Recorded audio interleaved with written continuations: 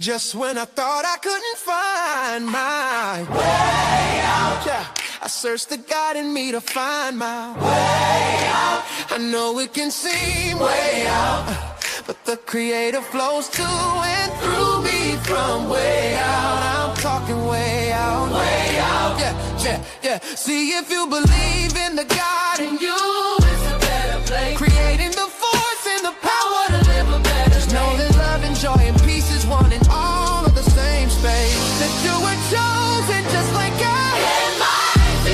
Can minimize your energy. That's right. How can I say? Only you can make the change. How can I share your energy? How shine so bright from darkness to light. From darkness to light. Yeah. And you'll find your way out. Yeah. Oh, it won't seem way out. Yeah. The power of God will flow through you from way out. Welcome. My name is DJ Genesis, and I am your host. This is Alchemizing Energy, and today we are going to be discussing the new rise of white converts to Islam, mainly white Americans. So, what happens when people who once dominated Western Christianity begin turning toward Islam? Not only Islam, but in some cases, the Nation of Islam. Tonight, we're talking about why more white people are converting, what they are searching for spiritually, and whether this says something deeper about modern society collapsing emotionally, culturally, and spiritually. Is this about discipline, masculinity, community, race, rebellion against Western culture, or are people simply searching for the truth? Tonight, we're going to go deep. So let's get into it. I think that for whatever reason, God introduced me to the Honorable Minister Louis Farrakhan. Whatever the reason was, it would become the medicine, the only medicine that I could have possibly received that would have healed me from that mental sickness was Honorable Minister Louis Farrakhan and his voice. I don't know that I can explain the insanity that I was going through. Let me see if I can explain it just by some of the experiences that happened over the next couple of years as I tried to grasp the teachings and also grasp the reality that I was living in, which became homelessness, mental illness, drug addiction, bad drug addiction, and just complete chaos and utter destruction. So, that's interesting, right? He was going through a chaotic situation. And a lot of times, people join the nation, out of prison, they get introduced to it from a prison. Even Malcolm X, he was in prison, I think for prostitution or something like that. And he, found out about this through prison. But let's get into, first, let's understand what the Nation of Islam is. And then we'll get into the more recent converts being white people, because it gets really interesting when you know what the information is. Let's go. We're exploring a different aspect of Islam that we've never done a dedicated video about before. Now, this aspect is the teachings and the organization of the Nation of Islam. Welcome to another episode of FTV Facts. My name is Leroy Kenton, and for this episode, I'm going to be looking at 10 surprising facts about the Nation of Islam, from its conception to its teachings, its major milestones, and more. Before I get into those facts, leave a like on this episode, as well as subscribe and ring that bell if this is your first time here to FTV Facts, and that way you'll be notified of our daily episodes. Okay, so let's just get right into it, starting off with what the Nation of Islam actually is. So the Nation of Islam is an African-American movement and organization founded in the 1930s and known for its teachings combining elements of traditional Islam with Black nationalist ideas. The nation also promotes racial unity as well as self-help and maintains a strict code of discipline among its members. Next thing to know about the Nation of Islam is that the belief or faith of Islam was brought to the United States by African Muslim slaves. And it kept a very small presence there in the country. And this was throughout the 19th century. And then it emerged at the beginning of the 20th century as a result of the efforts of the Ahmadiyya movement, which is an unorthodox sect of Islam founded in India by Mirza Ghulam Ahmed, who was born 1839 to 1908, as well as of Sheikh Ahmed Faisal, born 1891 to 1980. Okay, so you know what? Okay, because I don't want to say the wrong thing about Malcolm X. So he was selling drugs. I thought it was like pimping or something like that. But okay, selling drugs. nevertheless, he learned about the Nation of Islam in prison, and that's how he was introduced to and became Malcolm X. So let's go. And Sheikh Ahmed Faisal was a Moroccan-born leader of an independent black movement. The Muslim teachings in the Nation of Islam were tied to black nationalism by Nobel Drew Ali, originally named Timothy Drew, who lived 1886 to 1929. And he also founded the Moorish Science Temple of America in New York, New Jersey in 1913. Now, he produced a new sacred text, the Holy Quran, that really has little resemblance to its namesake, and it was based on his limited knowledge of Islam, as well as on other spiritualist teachings. Now, talking a little bit more about the history of the Nation of Islam specifically, now Wallace D. Fard, he was originally from Saudi Arabia, and he founded it in Detroit, Michigan in the United States. Now, he established a temple, which was a University of Islam, and a corps of male guards called the Fruit of Islam that year. Now, according to the group's website, Fard, he preached that African Americans belonged to the tribe of Shabazz from the lost nation of Asia, who had been enslaved in America for more than 3 centuries. Now, here's the thing. So just like you have the Hebrew Israelites that say that they're from Israel, you have in Islam the tribe of Shabazz that are from Asia. And that's where you get the whole idea of the Asiatic black man, because they even in 5% Nation, even Wu-Tang talks about the Asiatic black man. This comes from those teachings. Let's go. The website, his mission was to teach the downtrodden and defenseless black people a thorough knowledge of God and of themselves, and to put them on the road to self-independence with a superior culture and higher civilization than they had previously experienced. The group makes the belief system of Islam. They read the Quran, they worship Allah as their God, and they accept Muhammad as their prophet, and they mix that with black nationalism. Now, Fard believed that African Americans should prepare for a race war, and Christianity was a religion for slave owners. Now, a member's given name, which he believed originated during slavery, he believed that they should actually be replaced with Arabic names. So many people who joined the Nation of Islam, you notice that right away, their name just completely changed to something totally different. Also in the year 1931, Fard met a migrant worker named Elijah Poole, who changed his name to Elijah Muhammad. And for the next 3.5 years, he reportedly taught and trained the Honorable Elijah Muhammad night and day into all of the profound secret wisdom of the reality of God. Now, let me also tell you this. Elijah Muhammad was also a Mason. And some of his, and if you actually look at the video I did with Natural Tahuti, he talks about like that a lot of Elijah Muhammad's teachings were a mixture of ancient Kemet teachings and Islam, which is really surprising and interesting too. But I'm not sure if he's going to like even say this, but let's go. Religion of God, which means entire submission to his will, who has been here for 400 years, serving the white man of America's well. And now he has become to think in terms of the white man's thinking. He thinks now that he should be part of the white man. Now, the Nation of Islam considers Fard to be the Messiah of Judaism, as well as the Mahdi of Islam, who is the prophesied Redeemer of Islam. And they believe that he was Allah in the flesh, the second coming of Jesus Christ, Jehovah God, as well as the son of Mary. Now, Fard mysteriously disappeared in the year 1934, and he was last seen by the Honorable Elijah Muhammad and was never heard of or seen again. Now, today, they celebrate his birthday, known as Savior's Day, on February 26th. If we would be let alone by doing the thing that is right, every nation go to its own, as is predicted in the Bible, that the time that will come that God will force all nations to go to their own. And I don't think that time is too far distant. Now, when it comes to the Honorable Elijah Muhammad, well, he took over leadership of Fard's group in Detroit, and he changed the name of the Allah Temple of Islam to Nation of Islam. And then for the next 41 years, until he passed away in the year 1975, Elijah Muhammad served as the mentor to some influential African Americans, most notably Malcolm X, as well as Muhammad Ali. Not black Muslim, it's Muslim. Islam religion has no color distinction.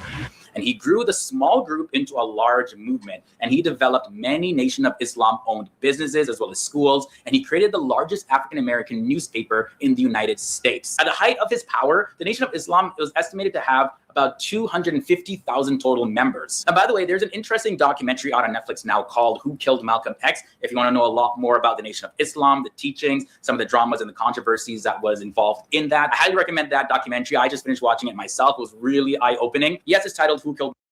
I didn't know they had 200,000 followers. 200,000. Wow. I didn't know that would make it easy to have a million-man march, though. If you got 2,000 people following, hey, a million is only like 200,000. I didn't know it was that man. Malcolm X, and Malcolm X is definitely the focal point of the documentary. But of course, he was such a major player in the Nation of Islam that you learn a lot about them watching it. And no, guys, Netflix didn't sponsor this episode. I'm just recommending it because I really liked it and I found it really fascinating. And I think you will too. We're not brutalized because we're Muslims. We're brutalized because we are black people in America. Okay, so getting back into the facts now. So the Nation of Islam says that it was founded on the basis of peace and that its mission is to answer a prayer of Abraham to deliver his people who would be found in servitude slavery in the Western Hemisphere in this day and time. According this sounds very similar to the Hebrew Israelite doctrine. It's interesting to when you actually look into it that they kind of have very similar. It's just that they both have the Nation of Islam believes that they come from Asia, and you have the Hebrew Israelite that believes they come from Israel, which is at the top of Africa. So it's interesting that you have two different groups that believe the origin story of African Americans come from different places. That's interesting. to the Nation of Islam website, they say, we have always been taught to respect the laws of the land, and we are taught never to carry arms, to make war, or to be the aggressor, for this is against the nature of the righteous. Now, we are taught the principle of divine unity and the universal brotherhood of Islam. Another very surprising and interesting thing about the Nation of Islam, like I briefly mentioned it, but they have an all-male paramilitary wing known as the Fruit of Islam, or the FOI for short. Now, the responsibility of the Fruit of Islam is that of a head of house, which protection, provision, and maintenance of the Nation of Islam. Now, the FOI are militant in the sense that their operations are done as a unit. And the Fruit of Islam is respectful to all, regardless of color, class, or creed. Any member is honest and hardworking and never considers crime as an alternative, nor encroaches on another man's rights to peace and property. Also, it's important. So here's the thing. Once again, now we're talking about color, right? Race, right? So come to find out that even though Nation of Islam started off as a black nationalist group, that there is no thing about color, right? Because anybody that would know about Nation of Islam would think that this was a primarily African black nationalist also type of a group. But let's go.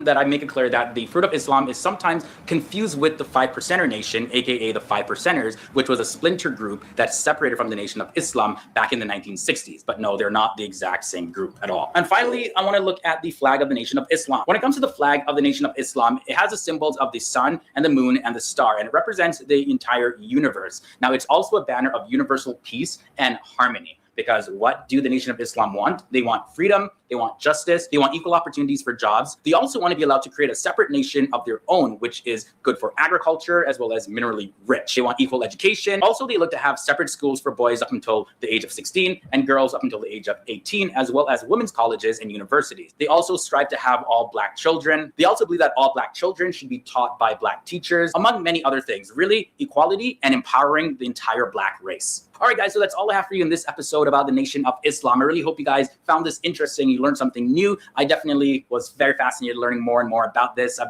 done research about the Nation of Islam and Malcolm X and Elijah Muhammad over the years, but it was definitely really good to do another refresher here and share it with you guys. All right, guys. Interesting, right? Very interesting. So recently, I came across some Caucasians that have joined the Nation of Islam. And as I look further, even deep, I'm finding out that there are more white converts to Islam in America. Let's get into it. All right. I didn't become a Muslim in jail. I went to jail after I became a Muslim. And I know that messes with a lot of people's assumptions, because the story that people like to tell is that you hit rock bottom, you go to jail, and then you find God. But that wasn't my story. I'd already started searching and questioning everything, already looking at my life like something wasn't right, and then everything fell apart. Jail didn't introduce me to the truth, it exposed me. It showed me who I really was. No distractions and no hiding.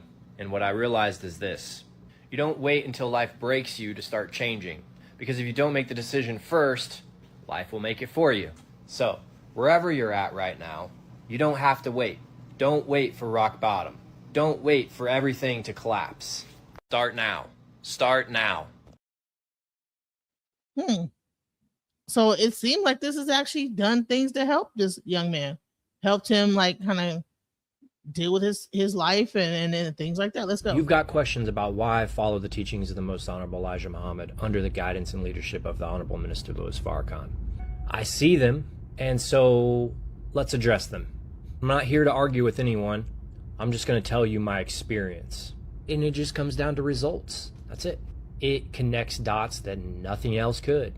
I've always been a seeker. I've always been interested in the truth. I do come from a family of Freemasons and Shriners. I am not one. You can believe whatever you want to believe. And I got no information from them. I just started putting things together. Because they hide it in plain sight anyways. So I remember the first time I was reading the Quran, and my dad, he was pissed. He was pissed. I won't get into all that. Me and my father have a good relationship today. I have a great relationship with my family today, even though they don't believe the way that I believe. That's one of the things I've gotten from this too. But it all came down to results. And results on the outside is not what I'm talking about. I'm talking about repairing the brokenness that was on the inside. You've got questions about why I follow the teachings of the Most Honorable Elijah Muhammad under the guidance and leadership of the Honorable Minister Louis Farrakhan. I see them, and so let's address them. So that's him addressing why he follows. He didn't just go, he could have just went straight to Islam, but he particularly went to the Nation of Islam. Let's go. And that's how I came into studying the teachings of the Most Honorable Elijah Muhammad, because it really just resonated with me, the sound and frequency of his voice when I first heard him speaking on an old cassette tape, and then old VHS tapes.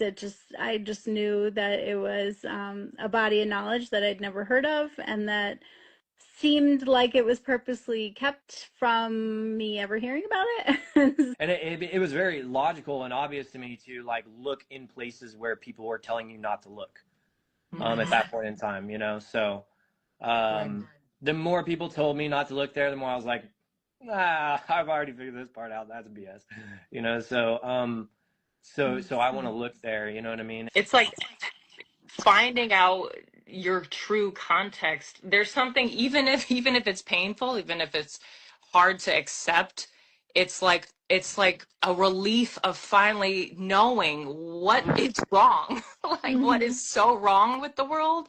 Like there's a comprehensive answer that now you look out into the world and all of it makes sense. No, it makes me feel like a human again.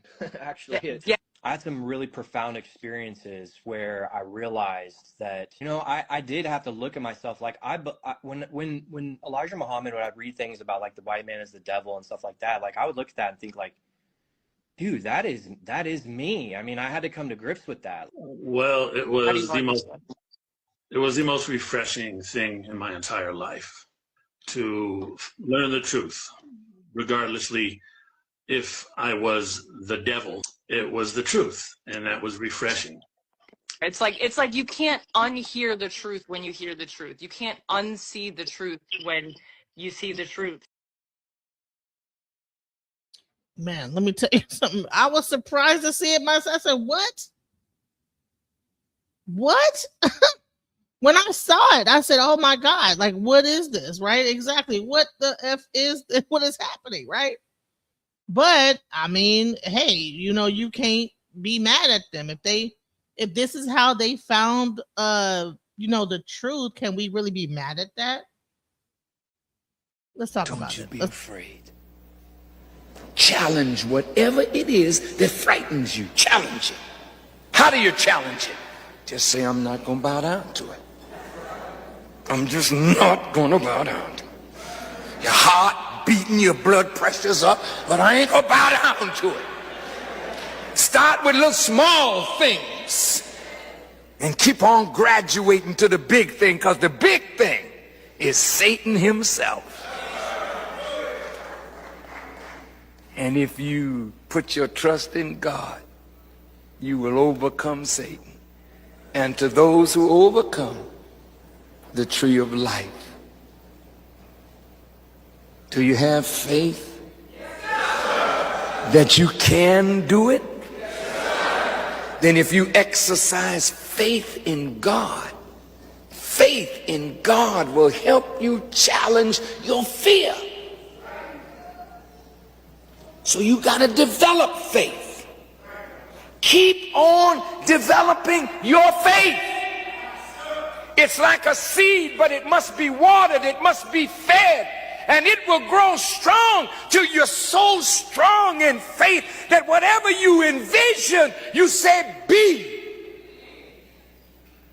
And it is. I know that's right, because I do it all the time. There is nothing that I want that I cannot achieve. Nothing. You didn't hear me. Nothing. This is where the power is. It's in the dome, brother. Who you got in your dome? You got some chump sitting on the throne in your dome. Overthrow that punk and throw him out. Throw him out. And invite the king to come in and sit on the throne. You say, God bless this home. Christ is the head of this house. How can he be the head of your house if he's not in your head?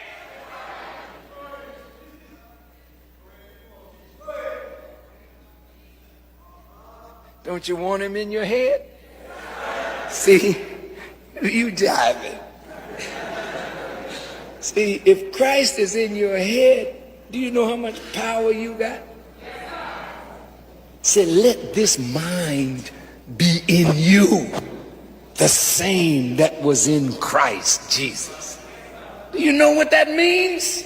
Put the real king on the throne in your dome.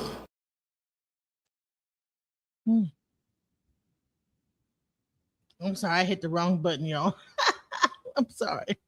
I'm showing the eBay, my bad. But I'm just saying, because I'm trying to delete some of these videos, I'm going to show you guys like that. This is a real movement happening. There are real people that are white that have converted to the Nation of Islam. And they're saying that this is really helping them. Let's go.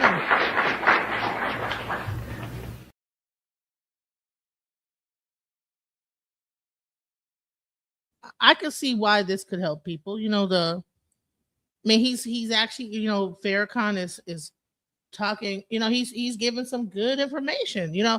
So is this information is not just only for blacks, but you know, it's also could be things that could translate to white people and they can understand. Let's go. Most people don't expect a white hillbilly from Missouri to say this, but I follow the teachings of the Most Honorable Elijah Muhammad under the guidance and leadership of the Honorable Minister Louis Farrakhan.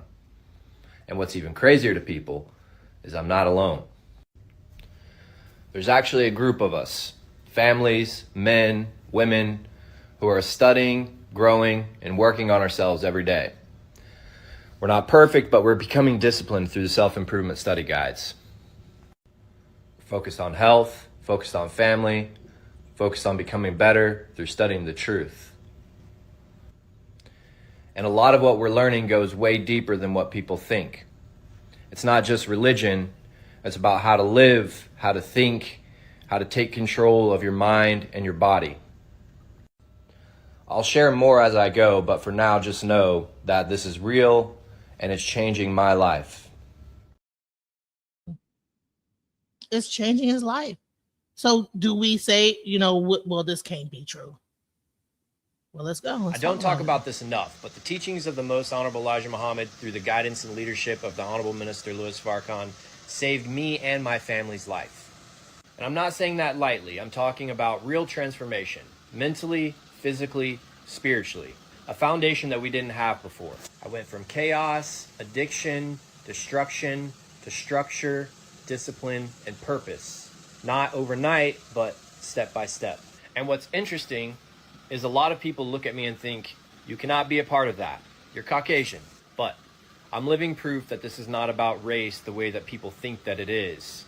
This is a universal teaching about truth and alignment with God. And my family is proof. We live this every day. Not perfectly, but intentionally. And at the same time, and this part is important, we've used Dianetics and Scientology to handle another part of this, the mind, the reactive mind, the part of you that's impulsive, emotional, self-destructive, and rebellious. And that combination and spiritual foundation and mental clarity is what allowed me to rebuild my life, a completely new life. And we're still building, still refining, still growing, but now we have structure, we have a direction, and we know what we're working towards. So he's saying that through Dianetics. So I'm not sure if people are aware, but the Nation of Islam did. I'm not sure if they merged with the Church of Scientology, but there is now like some aspect of Islam that is connected to Scientology. So I don't know if they have changed their doctrine in some way to like in that merging to where you're having a combination of Scientology, and that's how people are getting like into Islam, all races. But I thought this was an interesting topic, like, wow, there are people of other races because Nation of Islam started off as a black nationalist group. That was the whole thing. So I just thought, wow, like, interesting, This is what reverting to Islam as a fitness trainer taught me about temptation. Working as a one-to-one trainer inside the gym, subhanAllah, there's more skin on display than there is equipment. As a revert, I'm coming from a place where formerly there was no accountability put upon my shoulders to not let my imagination run wild. However, as a believing man, there's an obligation put upon us to avert our gaze, as the first level of zina is committed with the eyes. The Prophet Muhammad sallallahu alaihi wasallam said, "I am not leaving behind any fitna more harmful to men than women." All this refers to is the biological urges that are inside all men, be it believer or non-believer. Yet there's no greater trial of these than when they're right there in front of you. So I simply did what I could with my current set. I started covering my aura, I started wearing much less revealing clothing, and I stopped training female clients. Why? Because Allah did not forbid Adam to eat from the tree. He told him to not go near it. I learned a real lesson from this. I must develop a distance between me and the fitna, even if because of my circumstance, that distance exists inside my own mind. You spend time around a man who's given in to his desires. Watch how temptation rules his eyes, how he can't even stay in the conversation with you for longer than 10 seconds before trying to line up his next fix, ruminating on his most recent sinful act. There is no presence of moment for this man. It's not about suppressing desires. They're there whether we confront them or not. It's about redirecting that energy towards self-improvement and Allah subhanahu wa ta'ala. I'm gonna say this I'm not mad at them if this is what is helping them in their life to alchemize their energy. I'm not mad. I just thought it was an interesting topic because a lot of people will be like, well, what's up? Wait, what? You know what I'm saying? How could they do this? But these people are saying that this helped them in their life. Other races. Shouts out to the Nation of Islam. أشهد أن لا إله إلا الله وأشهد أن محمدا رسول الله. تكبير. الله أكبر. More people of the white race are becoming converts to Islam. What does this mean? I think it's interesting. Like, I mean, what does this mean? Because, in America, we have a mainly Christian society, right? How does this affect us, right? Because, I mean, the Christian church has been able to like kind of hold their ground in America, but with more converts over to Islam, what does this mean when it really comes down to culture, etc.? How even white people, if they like all begin to convert to Islam, how is that going to affect how people are even moving in society? Let's go. I just saw a video that literally made me scream. People don't expect a white hillbilly from Missouri to say this, but I follow the teachings of the Most Honorable Elijah Muhammad under the guidance and leadership of the Honorable Minister Louis Farrakhan. Someone in the comments is gonna ask, does Louis Farrakhan know this? That is dead ass one of the craziest things I have ever heard a white person say. What do you mean you're part of the Nation of Islam?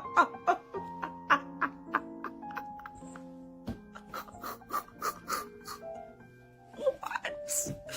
Oh my God. Oh, I have tears in my eyes. I need to know how you got involved. I need to get an understanding. Because why did you go to Nation of Islam and not just regular Islam? What about it attracted you?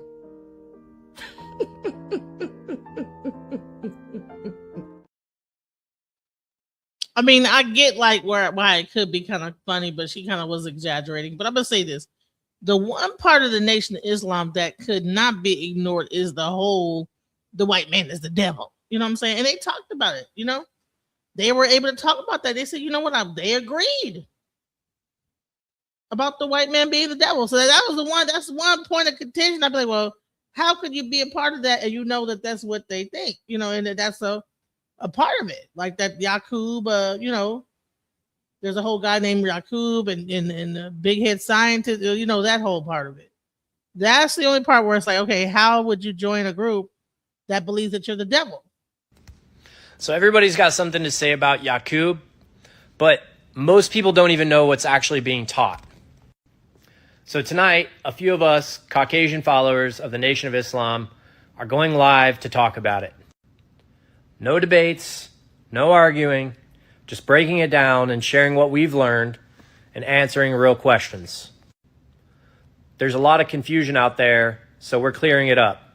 Tonight, 7 p.m., Instagram Live. If you got questions, bring them. If you want clarity, this is where it starts. They had a live about Yaqub, y'all. So they addressed it. I didn't get this. I don't have the video of that. I gotta find it. When I do, I swear I'm gonna show it. But wow. And this is a little bit like a taste of it. I don't got the whole thing, but they actually talked about Yaqub. And that's how I came into studying the teachings of the Most Honorable Elijah Muhammad, because it really just resonated with me, the sound and frequency of his voice when I first heard him speaking on an old cassette tape, and then old VHS tapes. I just knew that it was a body of knowledge that I'd never heard of, and that seemed like it was purposely kept from me ever hearing about it. And it was very logical and obvious to me to like look in places where people were telling you not to look. At that point in time, you know, so the more people told me not to look there, the more I was like, I've already figured this part out. That's BS, you know. So I want to look there. You know what I mean? It's like finding out your true context. There's something, even if it's painful, even if it's hard to accept, it's like a relief of finally knowing what is wrong. Like what is so wrong with the world. Like there's a comprehensive answer that now you look out into the world and all of it makes sense. No, it makes me feel like a human again. Actually, yeah. I had some really profound experiences where I realized that, you know, I did have to look at myself. Like when Elijah Muhammad would read things about like the white man is the devil and stuff like that, like I would look at that and think like, dude, that is me. I mean, I had to come to grips with that. Well, it was the most refreshing thing in my entire life to learn the truth, regardlessly if I was the devil. It was the truth, and that was refreshing. It's like you can't unhear the truth when you hear the truth. You can't unsee the truth when you see the truth. I mean, listen, you can't make it up. You cannot make this is a real thing. I don't think it's funny. I think it's a interesting thing that has happened. Like, well, what? So everybody's got something. I get a lot of questions asking me, Jason, how did you become a Muslim? When did you become a Muslim? Why did you become a Muslim? And so I want to tell you a little bit about my background and my story. So some of you'll know at this point that my name's Jason. I'm 37. I was brought up in Northern Ireland. I live in Belfast. And I grew up, like many people did here in the north of Ireland, in a Christian environment, in a Christian house. I was taken to church as a child. And as a teenager, I took that decision on myself to be a Christian and to follow it very religiously, you could say. And it was a big part of my life. And I never, ever imagined that I would become a Muslim. I spent the whole of my 20s, I would describe myself looking back as an atheist. I kind of strayed very far away from the church, away from God, kind of lost heart in the Christian message. But I never thought about looking into any other religion. I studied theology as my undergraduate degree, so I was very interested in religion in general, the impact it can have on individuals, on society. But as I said, throughout all my 20s, particularly when I moved to Belfast from the rural area where I'm from, I really lost interest, to be honest. I lived in England for 12 years, and that was a lot of fun. But fast forward to the spring of 2023, and I made a trip to Sierra Leone in Western Africa. I was invited there by a contact that I have, who a friend of mine now, who's a Muslim, Hassan, who runs an organization, a social work organization there, and we made contact through Twitter at the time. My career is, I'm a social worker, and that's how we got in discussions with each other. That's how we made contact. And he said, why don't you come out to Sierra Leone and see the work that we're doing here in social work? And I love traveling, and I thought to myself, wow, what an amazing opportunity this would be. I'd never been to Western Africa, and so I went. And I didn't realize that I was going during Ramadan, for one thing, and second of all, whenever my friend picked me up from the ferry, I got into his car and he was playing the Quran through his radio, and it just struck me as something so beautiful. I've been to other Muslim countries before, been to Morocco, been to Egypt, but I don't think I'd ever heard the Quran being played in this way. There was something about it that really struck me. And looking back now, this is when the seed was planted and I started to become interested in Islam. I mean, this is the whole thing, guys. That's interesting. I'm like, okay. I don't even know what to say. Like, I don't know what to say. I'm trying to find the right words, but it's like, okay, like, all right. But more and more across the world, and then especially in America, there are groups. Hey everyone. As many of you know, my hometown is Springfield, Missouri. And right downtown, it's a historic building that you've probably been to concerts at. And it's called the Shrine Mosque. That's right, it's a mosque. A mosque is where Muslims go to pray. Today I want to talk about something the people in power have worked very hard to keep hidden from the rest of us. It's the real relationship between the 33rd degree Mason and becoming a Shriner, and what actually happens at that moment. When a man reaches the 33rd degree in Freemasonry and is then invited to join the Shriners, everything changes. At that point, you become what's called a Muslim or Muslim son. This isn't a metaphor, this is the hidden truth. The Shriners wear the fez. They call their temples mosques, and their entire ritual and symbolism draw directly from Islamic tradition and the Holy Quran. It's all hidden in plain sight, right here in Springfield, at the Shrine Mosque, and in every Shrine Mosque across the country. The knowledge of Islam and the Holy Quran that the higher degrees contain is the very knowledge the people in power do not want the public to understand. They've buried inside the craft so only those who climb all the way to the 33rd degree ever see it. And then they move about the world and wage war on Islam everywhere they go. And let me be crystal clear. Anybody who is under the 33rd degree, don't even comment on this. You do not have the knowledge yet, and you haven't been given the light. Only when you become a 33rd degree Freemason, and eventually a Shriner, do you finally receive this sacred knowledge and truly become a Muslim son. So the next time you see a Shriner in his red fez, or you drive past the Shrine Mosque here in Springfield, remember what looks like just a fraternal club is actually the doorway to something much deeper. The knowledge of Islam that has been protected and hidden in plain sight for those who prove themselves worthy. That's the truth they don't want you to know, until you earn the right to know. Thanks for watching, everybody. I'll see you in the next one. Islam as a doorway to Masonry? That Masonry was always a part of Islam, that Islam is actually what the whole Masonry Shriners are really all about. Which would make sense. Earlier, he said that his family was deep into Masonry, which is why he actually really resonated with the Nation of Islam, which is also based in Masonry, guys. And I'm about to show you a video to prove it. I read Fall of America and I was just blown away. I was at a point in time where I was pretty pissed off. I was pretty pissed off at the state of families overall in this country. I was pretty pissed off at the drug and alcohol problem overall in this country. I just saw all of it. And when I read Fall of America, I thought, this is true. This is exactly what is coming to America. I couldn't be a hypocrite. So it required that I have to pull myself up out of this because I found the answer to this stuff. That's what I felt I had found in the teachings of the Most Honorable Elijah Muhammad. I saw it for what it was, and I didn't care what Elijah Muhammad was saying about white people. I agreed with him. I saw it inside of myself. Okay, great. That's great because now I can look at it. Now I have a solution. Everybody's so soft, man. When I got to sit in a cell in Kansas City, it was the first time I'd really spent a decent amount of time in jail. I was the only white boy in there that made it through without checking out. Every white boy that came in, they would punk out and he would check out. He would cry and leave and hit the button.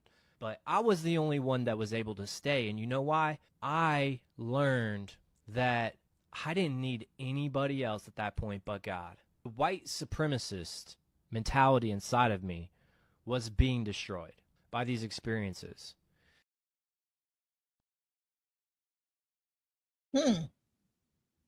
So it took him studying the Nation of Islam and studying Masonry to actually find out the truth through the Nation of Islam about even his own race. Interesting. You know what I'm saying? And listen, all these videos can be found on his pet channel. I don't want to just, because you can like get more information about him, his whole walk into Islam. His channel is called Adam. It's called I'm gonna put it in the chat if you guys want to like, because I mean it could be it's very curious, like wow, you know what I'm saying? But it's a real thing. That's his channel on TikTok. Shouts out to him, and he really is a comedy. And he does like shows on it. They have live streams about it, and this is something that they're not playing about this. And he makes a good point about like Islam being a part of the Masonic. And listen, I haven't heard a lot of people really talk about that. You know, the ties from Nation of Islam and Masonry, Islam itself, and then Masons really like having some level, the Shriners connected to Islam. Interesting, right? You are the master of your reality, if you can understand it. You live in a fantasy, if you can understand that. Bob Marley said something interesting. Emancipate yourself from mental slavery. None but ourselves can free our mind. Have no fear for atomic energy, because none of them can stop the time. Stop here. The entire strength of this colonial system, none of them is above nature. When we look at these groups, we are looking at what they are advertising themselves to us as. This is a propaganda and perception game. These groups, they are designed to deceive. There's no truth in them. So as long as you know nature, God, the universe, or should I say this? God, universe, nature. That's your gun. G-U-N. God, universe, nature. Remember that gun. I'm putting a weapon in your hand. That's the gun you fight back. This is on that guy's page. So he's listening to Farrakhan. He's listening to KRS-One. Shouts out to KRS-One. And shout out to this guy. You know what I'm saying? Shouts out to him. His name is Adam. Father Niffin, shouts out to him. But let's get, I can't really go any further without sharing the knowledge from Brother Natural Tahuti, who actually goes deep into Elijah Muhammad's teaching and actually discusses the connection of Islam to Masonry. And he has his book discussing that. Shouts out. Let's go. Like, I wanted you to give me the details on that. Okay. Well, I had something specifically planned that I wanted to talk about. I actually wanted to read some of the book. Okay. So, but first, let me just say peace and blessings to the many people that's going to review this. This is your brother Natural Tahuti. Of course, many of you know me, and those that don't know me, I'm currently incarcerated. I've been falsely accused of a crime that I did not commit. And I'm steadily working on fighting and overturning this case. The courts have been giving me hell because when truth stands, everything else falls. And they know this, but this is the nature of the devil. In any case, since I've been sitting here, this is the second book that I wrote. The first book is The Black Woman is God. That's available on Amazon.com. This book is really special to me because I was once a member of the Nation of Gods and Earths. And as many people know that the Nation of Gods and Earths is a group that came out of the Nation of Islam. It's not the Nation of Islam, but it came out of the Nation of Islam. The name of this book is called Unveiling the Supreme Wisdom, an esoteric analysis of the teachings of the Most Honorable Elijah Muhammad. What I want to do is actually read a chapter out of the book. It's really short. If we have time, we got so much to say with so little time. But the book starts out in ancient Egypt. And it was important for me to start out in ancient Egypt because the premise of this book is about Elijah's teaching and what many people inside of the Nation of Islam and outside of the Nation of Islam, inside of the Nation of Gods and Earths, outside of the Nation of Gods and Earths, don't know is that the Most Honorable Elijah Muhammad emphatically did not teach Islam. Many people in the African Senate community do not like to deal with the Nation of Islam because of our African Senate stance. And anytime anybody comes along with an Islamic frame of mind, we shut down. We totally shut down. We don't really want to hear the conversation. We don't want you shoving that down our throat because we understand in the African Senate community the vital role that Islam played in the destruction and the enslavement of African people. We know this to be a fact. And this is the reason why we don't even want to hear the conversation. But in my opinion, I think that this hurts reconstruction of a semblance of a new African people because we cannot stand divided. And I truly believe that the Nation of Islam and the Nation of Gods and Earths in its heart and in its foundation is good, it's righteous people, and I believe that they believe and they are looking for the betterment of African people. This is in my heart.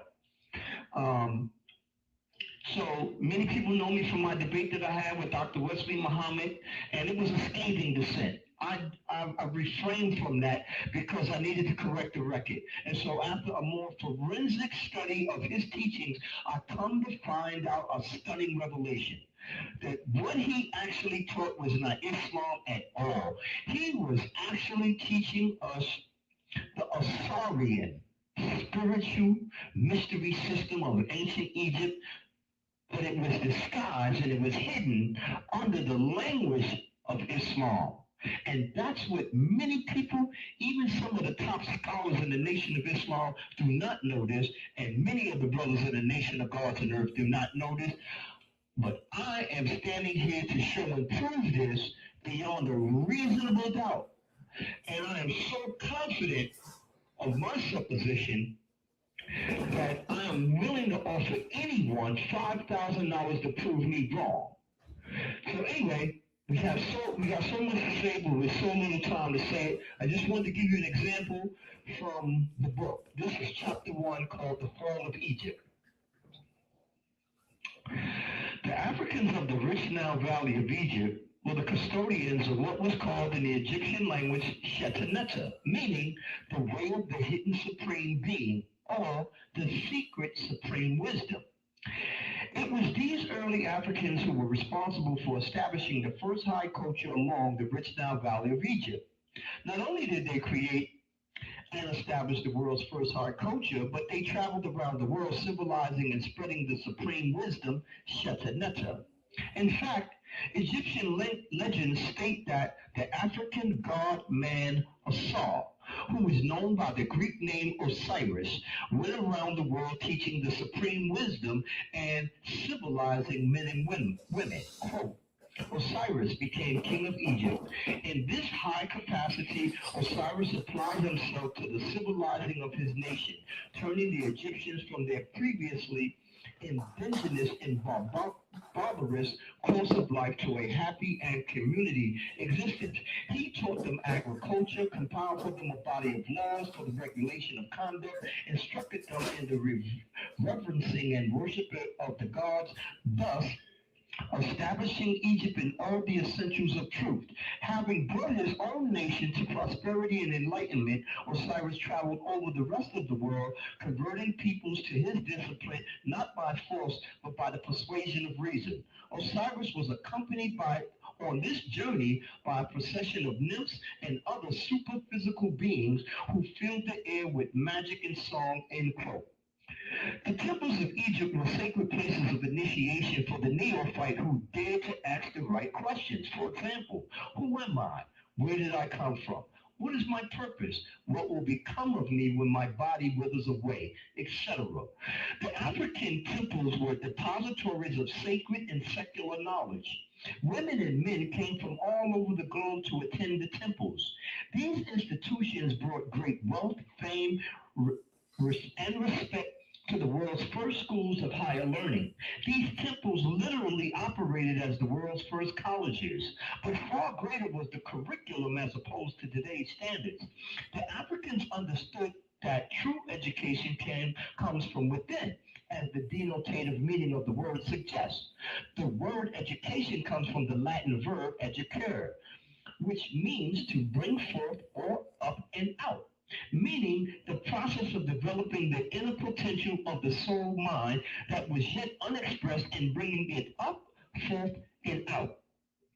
The most famous university college in ancient Egypt was Heliopolis, the city of the sun. Its fame as a seat of the most profound learning spread far and wide throughout the ancient world because wisdom of its priest teachers were called the mystery teachers of heaven. The very fact that the academy was brought and existed at Heliopolis and prepared individuals for progressive degrees of initiation in the mysteries clearly militates against the ideal so dear to Egyptologists that only the pharaoh king of Egypt was actually able to take the highest initiations that led to becoming a god star. The mystery school's curriculum included 7 grades that were composed of the lesser mysteries and the higher mysteries, all of the 7 liberal arts, including supreme mathematics, my thesis, metaphysics, astronomy, astrology. These 2 disciplines were only one science originally.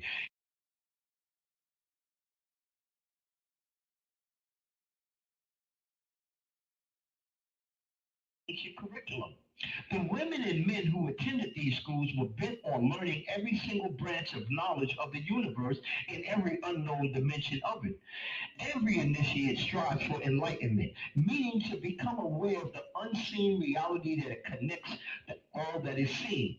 The one reality that expresses itself in multiple expressions called Netzerus, gods. Africans are descendants of these gods and lived at a very high level of awareness that is far beyond anything we could imagine. What we now call magic is in reality high science. Manly P. Hall and his Freemasonry of the ancient Egyptians writes on page 32 to 33 as follows. Magic is too ancient and too universal to be explained away by mirrors, wires, and hinges. In Egypt, we are dealing unquestionably with true manifestations of occult power. The learned author of art magic presents what may be accepted as a reasonably accurate estimation of priests, magicians of old Egyptian mysteries. They were highly educated scientific men. They understood the nature of the lodestone, the virtues of minerals and animal magnetism, which together with the force of psychological impression constituted a large portion of their theurgic practices. They perfectly understood the art of reading the innermost secrets of the soul, of impressing the susceptible imagination by enchantment and fascination, of sending their own spirits forth from their body as clairvoyance under the action of powerful will. In fact, they were masters of the art known as mesmerism, of magnets, gums, herbs, drugs, and fumigations, and employed music to admirable effect. The highly gifted Egyptologist Lenormand acknowledged Egyptian magic as an essential part of their religious philosophy. James Boswick summarizes the power possessed by the Egyptian adepts, stating Egyptian mystics could levitate, walk the air, handle fire, live underwater, sustain great pressure, harmlessly suffer humiliation, read the past, foretell the future, and make themselves invisible and cure disease. End quote. Hundreds of thousands of years of our story went by in peace without a hint of war. No one ever went to prison because Africans did not build prisons. There was no violations of women, children, and elderly folks. Evidence of urbanization and social stratification existed, but warfare was absent. Women's social status was of supreme equality and did not decline for millenniums. The Nile Valley civilizations lived by a moral code called Ma'at. Ancient Egypt was guided by a beautiful concept of unicity, the notion of Ma'at. Ma'at was both a cosmic and earthly law. It applied to every area of a person's life. All of the universe and every part of society was linked to the order of Ma'at. Ma'at, because it is all-embracing, is both simple and complex. Simply defined, Ma'at represents harmony, truth, justice, balance, and right order. As unicity, an all-embracing law that regulated every part of the cosmos and human life. Ma'at can be understood when we understand its operation in different areas of the cosmos and society. In the Pert in Haru, the book of the coming forth by day, states, Ma'at existed before creation, operating invisibly before the nethers became visible. But a stink was brewing up in northern Europe, the Caucasus Mountains. Thanks to growing numbers of radiocarbon dates, it is now possible to trace several migratory waves of steppe pastoralists or Koragan people that swept across prehistoric Europe. Dr. Suzar and her blackout through whitewash on page 72 states, particularly between 2000 and 1500 BC, waves and waves of warlike barbarian whites poured from the Caucasus Mountains, descended upon the civilizations of black people. They ruthlessly killed, pillaged, and burnt wherever they went, leaving a path of death and smothering ruins behind. They ultimately ultimately usurping and destroying these civilizations, end quote. This was the beginning of the end for this high godlike culture and their mystery systems. The common folk were unaware of what was to become of their way of life, but the initiate knew what was to come. In fact, it was predicted and written by the living avatar of Tahuti, Hermes Trismegistus, the thrice great. He described a grotesque demise of Egypt in his Asclepian dialogue. He states, then this most holy land, the seat of place consecrated to divinity, and temples shall be full of sepulchres and dead bodies. O Egypt, Egypt, fables alone shall remain of thy religion, and these such as will be incredible to posterity, and words alone shall be left engraved in stone, narrating thy pious deeds. End quote. So devastating was the destruction of Egypt and the mystery schools with its vast depositories of knowledge, nothing of the original was recognized. Merely P-horposits. The temples that had survived the ravages of time were severed by degenerate priesthood. The secret meanings of the symbols had been lost. The hidden arcanum had departed into the Arabian desert, and the elaborate ceremonies of the state religion had lost the name of action. Hall, quoting Louis Spence, says, how serene was Egypt in her years of empire, calm, dignified, aye, and prosperous, and happy in her rapt contemplation of the divine. No people were ever at once so pious and so contented as were her people, and not until a European hegemony of admittedly inferior type, the Ptolemaic, interrupted her visionary quietism, was to confound it. Have we no lesson to learn from Egypt? Aye, the greatest in the world, the knowledge of the divine introspection which alone can give man the likeness of the divine? End quote. Kemet, Egypt's real name, which change reflects its new Asian and European character. Chancellor Williams states, since Asians and some Europeans were heavily concentrated in Lower Egypt, it became relatively easy for them to appropriate exclusively for themselves not only the name Egyptian, but also all achievement by blacks in Upper Egypt and the rest of the Ethiopian Empire, holding the seacoast and blocking African contact with the rest of the world. These white Egyptians were able to perpetuate the myth so successfully that even today, many remarkable achievements by blacks elsewhere over the continent are attributed to Egyptian influence. There is something amusing here too, for when they refer to Egyptian influence on black institutions, they are in fact pointing out black influence on black institutions throughout Egypt. The students of the mystery schools were repeatedly prosecuted and persecuted on pain of death. This went on into the religious institutions of Judaism, Christianity, and Islam, put the flames out on the supreme wisdom. But can the flames of eternal light ever be put out?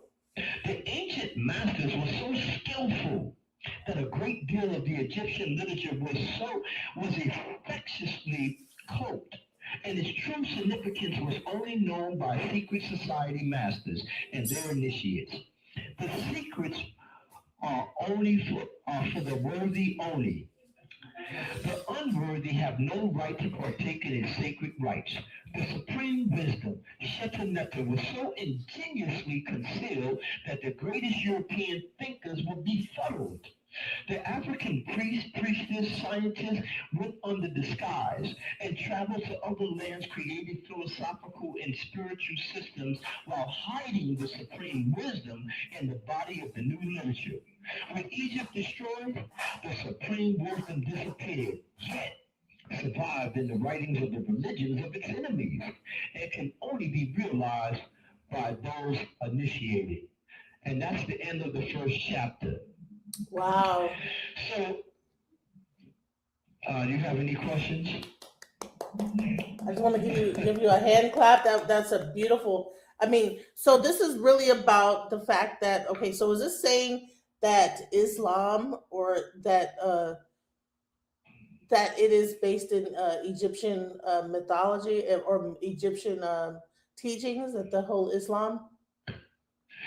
Okay, so two things is happening here. So we're talking about Elijah Muhammad's teaching, which he calls a new Islam.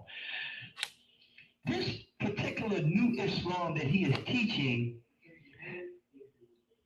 is absolutely has no relationship to the Islam of 1400 years ago, so-called revealed by Prophet Muhammad.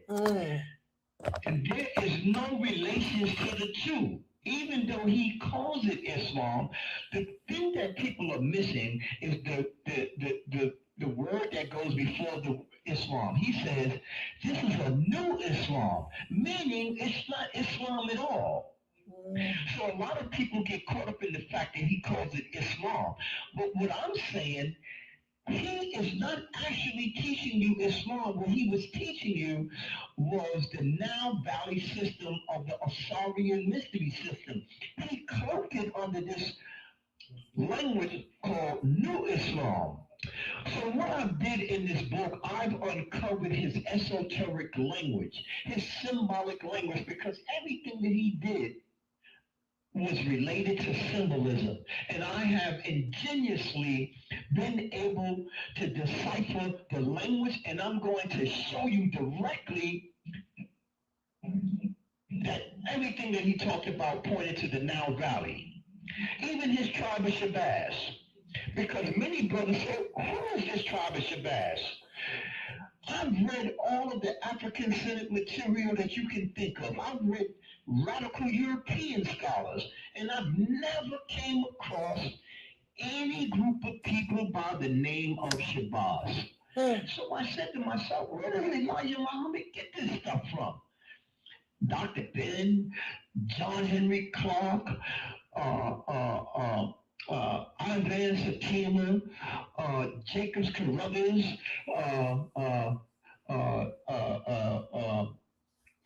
and the list, Du Bois. yeah, None of these men. They talk about the tribe of Shabazz. So where does the tribe of Shabazz come from? So that's going to be a heavy surprise for the people.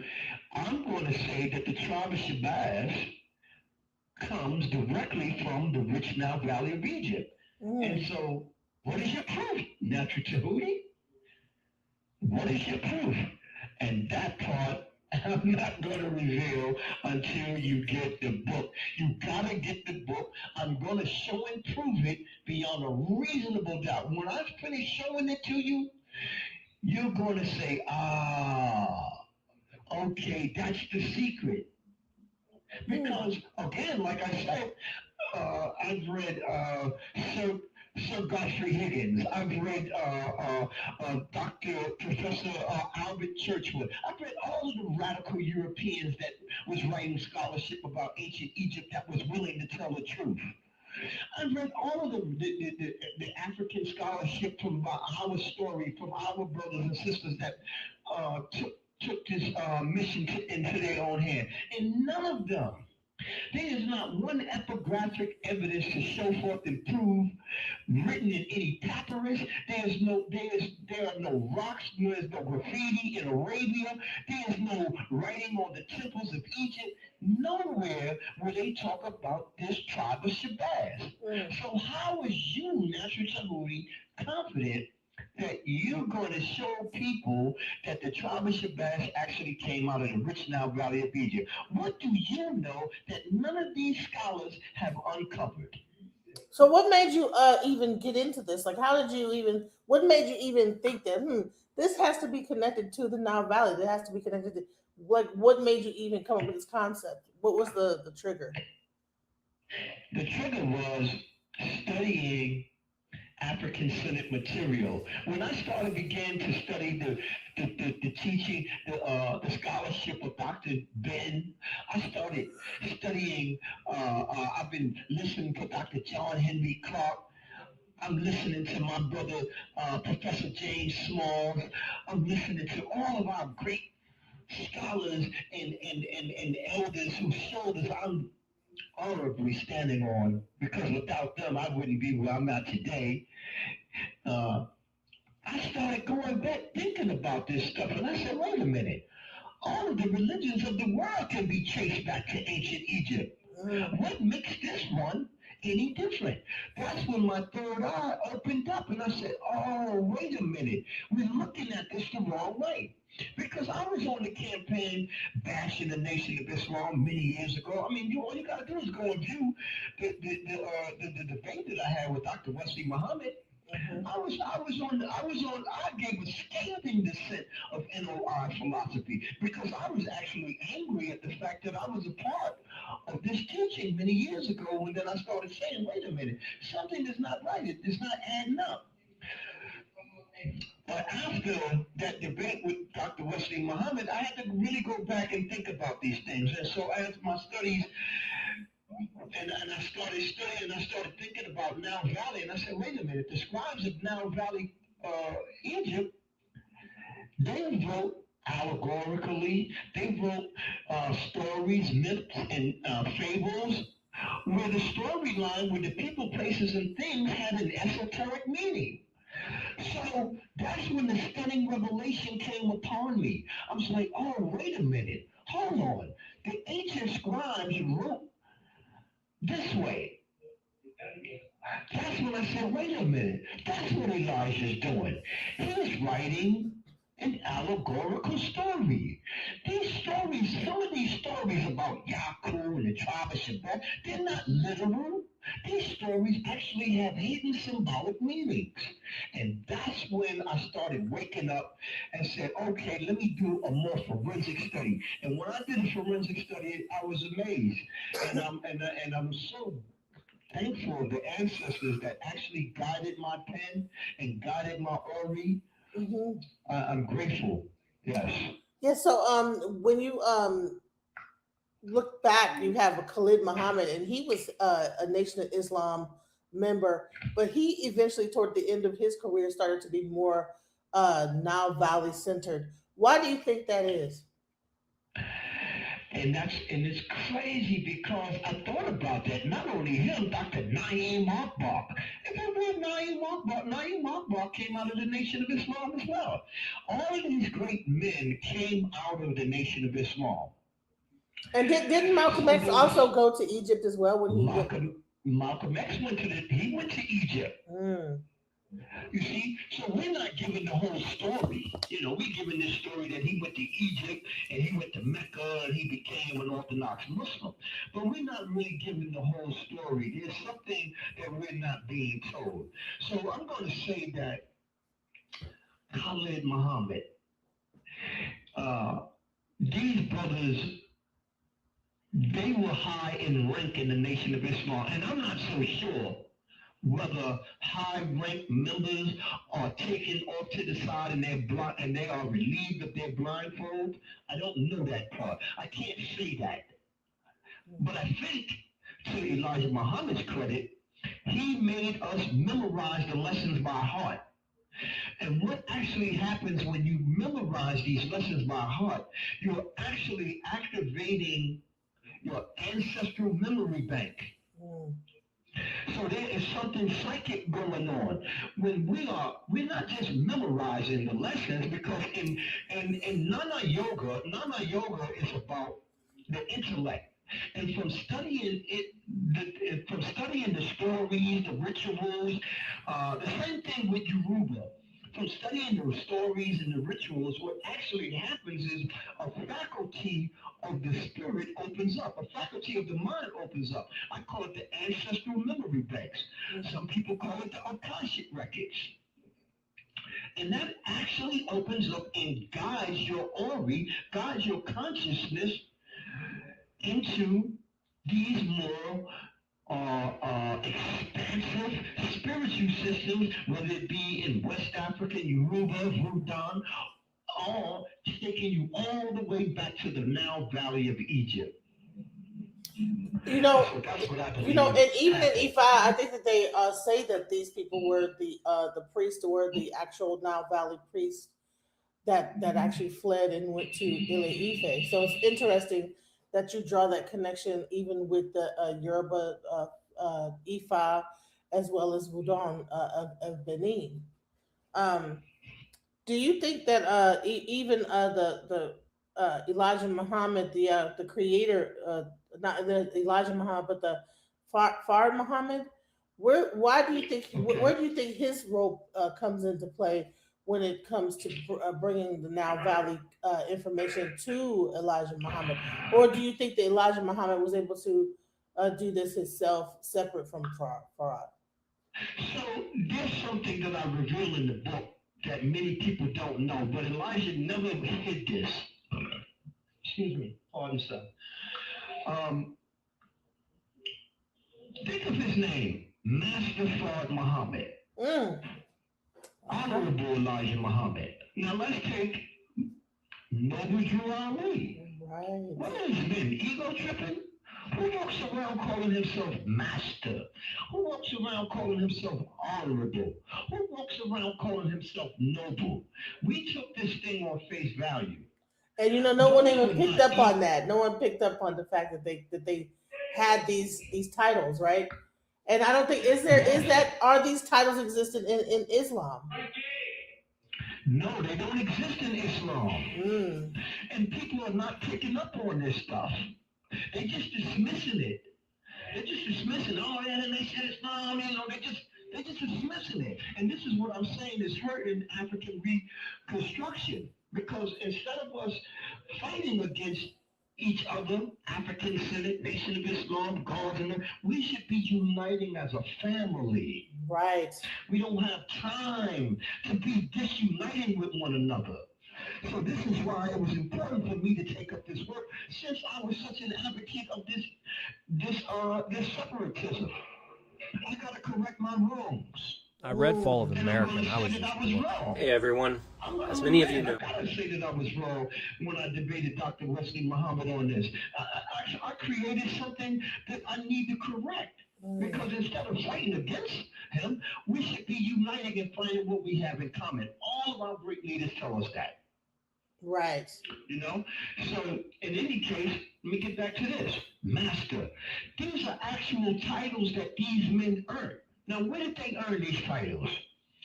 Through my research, what I found out that these guys were 33-degree Master Masons. Wow. Okay. Wow. In the early days, starting back from the 1800s, in the early 1900s, it was those brothers that were Freemasons that was actually going back and retrieving the Now Valley Civilization teachings. It was those brothers. Prince Hall, the first black Freemasons in this country. They also, once you become a 33rd or 32nd and 33rd degree, you become what is called a Shriner. Yes. A Shriner is when you earn the title either noble or honorable. When the most honorable Elijah Muhammad kept telling the people, he said, I have a 3rd grade education. They thought that he was really illiterate, that he only had a 3rd grade education. He was talking symbolically. He was talking Masonically. It is the Shriners who talk in grades. When you're in Freemasonry, they talk in degrees. But in Shriners, when they say, well, I'm in the 3rd grade, that means that he was a 3rd degree Master Mason. Wow. And nobody even picked up on that. They didn't pick up on that. And because he was under oath, he couldn't explicitly give everything to you in full detail. He had to speak in twilight language. You follow me? Yeah. So this is what these guys were up to. But it was those men back in those days. You got to think about it. In the early 30s. You know, many people were not even trying to, they didn't even want to identify with the term Africa. You know, and then we had, and I think it was in 1923, this guy came out with Tarzan, and that just messed up our whole vision of what Africa was. We would see scared Africans running in the jungles, looking like savages with bones in their noses, tying up white explorers and putting them in a pot for dinner. Right. So we didn't even want to identify with this. Yeah. You see? You know what's interesting? There's a blog, a IRL streamer called I Show Speed. He's actually in Africa right now, and he's touring Africa. And with the current FBA, Foundational Black American situation, where you have a lot of people like that are kind of that have been like going against Africa. It's interesting because he's kind of changing the narrative. Like he's actually going around Africa and showing Africa is not just people just in teepees and huts. It's a developed country with a rich culture, and he's going into 20 different countries on the continent, and people are crying and they're really like looking back like maybe I should go back to Africa, because the narrative so far lately has been that people do not even want to go back to Africa at all. But lately people have been kind of changing their mind, because with Tariq Nasheed and the FBA movement, it has like kind of made people like shun away from Africa. But it's interesting how that whole narrative has changed people's minds. It's sad. We're probably going to get cut off real soon, so I want to say peace and blessings to the people if I get cut off, but let me just speak to that real quick. I think it's a really sad, and it's actually an attack on all of the elders, Dr. John Henry Clark, Dr. Ben, Jacob Carruthers, all of these men that stood up on the front line that went to war with academia to prove our connection with these great African civilizations. That is an insult to our ancestors. And how could you go against our ancestors like that? You are actually committing a crime. So if you're out there and you're expounding on this rhetoric, man, you got a heavy price to pay.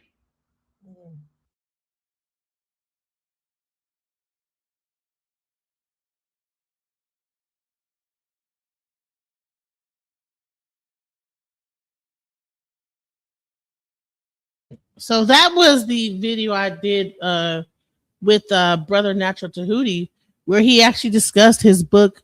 And if you get a chance, please check his book out. It's on Amazon. It's called Unveiling the Supreme Wisdom of the Honorable Elijah Muhammad's Teachings. And he goes into the connection between the Nile Valley and the teachings of Elijah Muhammad, which I think is interesting because it seems like a lot of these white people that are joining the Nation of Islam are joining based on the understanding of its connection to Masonry. Most people don't expect a white hillbilly from Missouri to say this, but I follow the teachings of the Most Honorable Elijah Muhammad under the guidance and leadership of the Honorable Minister Louis Farrakhan. And what's even crazier to people is I'm not alone.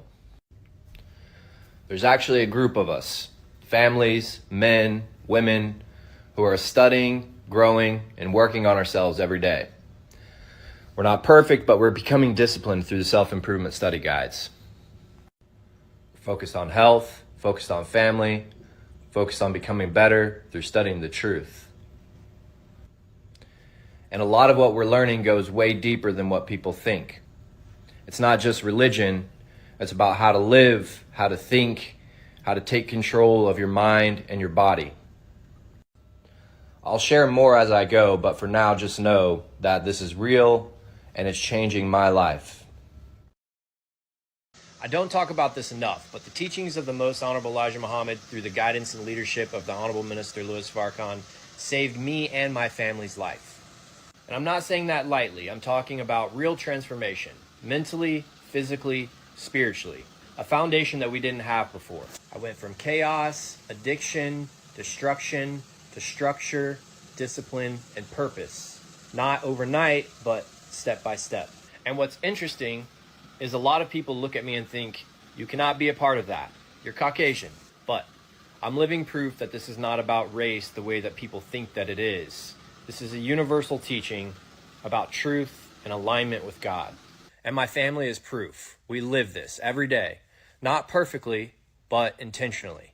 And at the same time, and this part is important, we've used Dianetics and Scientology to handle another part of this, the mind, the reactive mind, the part of you that's impulsive, emotional, self-destructive, and rebellious.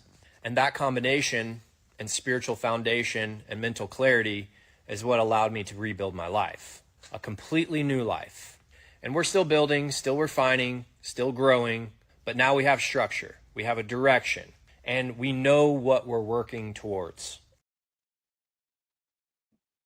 So the Nation of Islam has also worked with the Church of Scientology.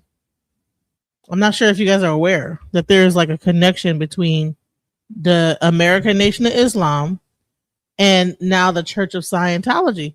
So he said that with the combined effort of Islam and Dianetics, that's where I think that this new crowd of white people joining Nation of Islam are getting into it. It's like they're combining the two and it's helping their life out. So if it's helping them, can we really be mad at them? This is what reverting to Islam as a fitness trainer. أشهد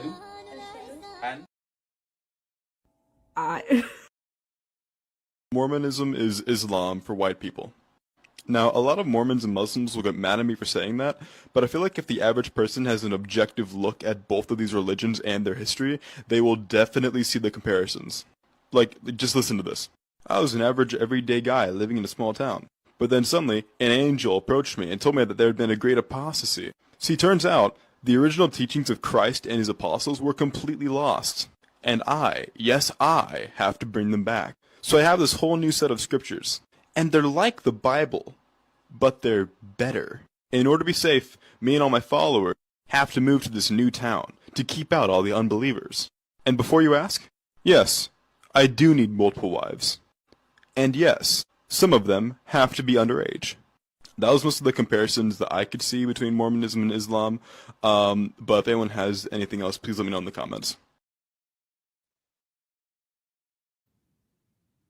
I had Brother Johnson on that said more men, that the actual true Mormons were not white, but they were black, aka Mormon, more man, right? Mormon, right?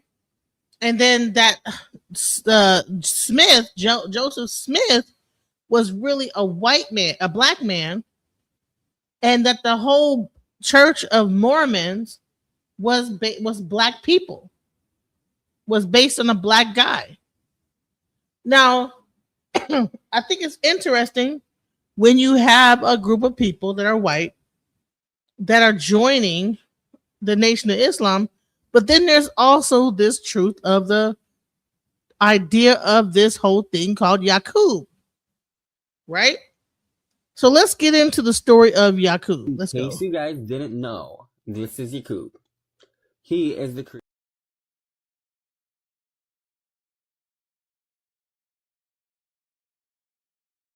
In case you guys didn't know, this is Yaqub. He is the creator of all white people. Praise. Now this is a white guy that's a transgender. I don't know what is going on. There's a lot of like, man, this new generation, it's interesting. I don't even know what to say, but let's go. In case you guys didn't know, this is Yaqub. He is the creator of all white people. Praise be to him. Thank you, Yaqub, for everything you've done for society. If you know about the Nation of Islam, this is who created the white peoples, and I think maybe 3,000 years ago. I don't really know. This was a picture they found on his iPhone. Obviously, but it was like in like an ancient Egyptian like pyramid or something, you know, before like the real what Jews the hell went off to Africa because they were black. What is going on? This is the type of crazy shit. What is going on? What is happening? Yaqub. Child. Have you ever heard of the story of Yaqub, the mad scientist who, according to the Nation of Islam, actually created white people? Yeah, I know it sounds like something straight out of a comic book or a sci-fi movie, but for real, this is a central belief in the Nation of Islam theology. So here's the breakdown. Yaqub, sometimes known as the Big Hit Scientist, was supposedly born around 6,600 years ago on the island of Patmos. That's right, the same island from the Bible's book of Revelation. And this guy wasn't your average kid. Legend has it that Yaqub had a gigantic head and an even bigger brain, bursting with genius level intelligence. He was so brilliant, they say that by age 18, he he'd already mastered every branch of science, but Yakub had a bit of a dark streak. He wasn't content with just being a prodigy. Nope, Yakub had ambitions that were pretty hardcore. He wanted to create a new rebellious race of people. Why? Well, he reportedly saw himself as a rival to God, determined to build a people who would rule through cunning, manipulation, and deception, basically the ultimate villains. So Yakub gathered thousands of his followers to set sail and landed on an island where he could begin his twisted genetic experiments. Through careful selective breeding, think ancient genetic engineering meets mad scientist type vibes, he started... Man, what? The whole story is like, what? What? But this is that is something that exists in the Nation of Islam. So it's interesting to find out when you have. So how do you have that belief that this scientist came up with white people from Somalia, and there's like this whole story. I'm trying to find the full story about the Yakub. I'm trying to find the whole thing. Hold on, let me see if it has the rest of it, because he got cut off. Hold on, let me find out the rest of the Yakub. Let me find the rest of the Yakub story, because how would white people then become a Muslim if that is what people believe, that there's a Yakub and stuff, you know? Hold on, let me get the story of Yakub.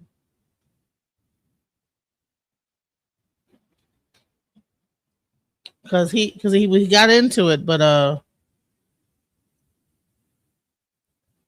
the story and real history of Yakub. Let's get into it, because I'm like, okay, how is it that there's this whole thing, and then like, no, that doesn't, like, we're cool with that. that's okay, you know. This is what we're gonna believe. We are okay. Let me get into. Let me find the. All right. Let's get into it. Trying to find, because some, you know, you might end up finding some stuff that's like trying to be rhetorical and funny, but this is a real belief of the Nation of Islam, that there's a thing like a person called Yakub that was a scientist. So I'm like, okay, y'all. So that doesn't matter, like that. It doesn't matter that this is that's a one part of the main beliefs of this group. And they're like, yeah, and they're like, we are evil and we believe it, and I'm like, wow. So, you know, but the last thing I'm gonna do is get into the Shriners and its connection to Islam. Hey, listen, come up. I sent you the link, young Riaz, because I want you to, like, because I'm not a Muslim, so maybe you could like expound on the. You're Sunni, but I know you probably have like some understanding of the new influx of white people into Islam and what might be the reason. But let's get into the whole Yakub story, because I'm like, what? Hey, what's up? Hey, what's up? I'm listening. So yeah, that's interesting. I actually heard about this story type thing, you know, but also, you know, some of the stuff in NR type thing, you know, it kind of goes against what mainstream, you know, mainstream Islam, the community I belong to, right? Yeah, there's similar stuff, but some things that kind of goes against it, actually, you know, like basically deviates, though, you know. So you're from Asia, right? Yeah. So are you aware of the Asiatic black man, like this whole Asia? Yes, the first man on earth is black, so I'm aware of that. The connection of black people to Asia? Yes. Okay. I believe they were the first people of Asia, just like everyone else developed later. Okay. And is Islam prominent to are you Filipino or what's your race? Pakistani. I'm an Indo-Persian though, so basically ancestry-wise, I belong to the Persian ancestry, but the Persians I belong to is Sunni Persians though, so they So just came. are Persians considered Asian, or are they considered, what are they considered? They're considered Asian though. Persians are considered like their own kind of group of things. Some Persians, right, are they some Persians are just Persians, and some Persians have Arabic ancestry. So the ones that Arabic ancestry, some of them became Iranis though. So there's a difference between an Iranian and a Persian though. Yeah, the terms is interlinked, interchangeable, but truthfully, actually, in a way, in some kind of way, they're kind of different. They're like slowly becoming a new set of people. Just like with me, I'm Indo-Persian, so I'm half Indian, half Persian. So So basically, Farad Muhammad, who is the yeah. person that helped create the Nation of Islam, came from Saudi Arabia into Detroit. That's where the Nation of Islam started. And then he taught Elijah Muhammad, which was a black man. Yeah. And then now you get then I don't know where he also taught this story of Yaqub. So I'm gonna play the story, and I want you to tell me, like, It's kind of okay. It's kind of like this in a way, they draw a most picture, things. but I'm thinking like a big head they'll say that Somalian people and Ethiopian people have big heads, but they drew it like this. I don't know why, but That's that's an interesting. indication of a Somalian or a Ethiopian. So let's get into the story real quick. I'm gonna play. Okay. I'm gonna fast forward it, All and I right. want Cool. to understand, because if a person from Saudi Arabia would come with this story, where did he come with the story from? Let's go. Yeah, You may but they have recognize to this say man. though His that name is Farad is Yaqub, actually a or white Yaqub. guy who is pretending to be someone else. Huh? Some say though actually though Farad is actually the founder, right? They say Farad is actually a white guy, right? He just pretended to be someone that he's not, and he changed his name many times. So he wasn't even a person from Saudi Arabia. He No, was he actually was a white not. dude. That's just the story they say. He was actually a white guy who changed his name. He went under different aliases. Mm. So basically, they say that he originally was in the Moorish Science Temple of America, and then basically, over time when they took that down, he just decided to create that when he met, Elijah in jail or something like that. I read the Wow. files. I read the CIA files on them. So could Farah Muhammad have been like a CIA agent putting He could have. disinformation into the He black could have. community?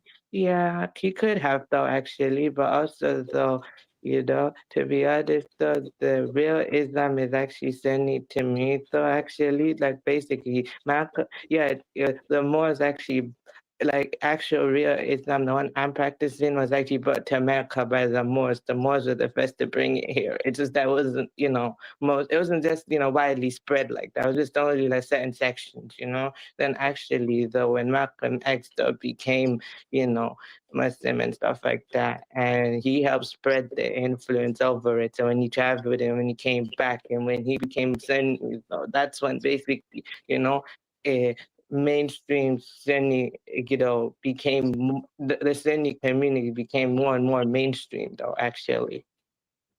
Wow. So you think that the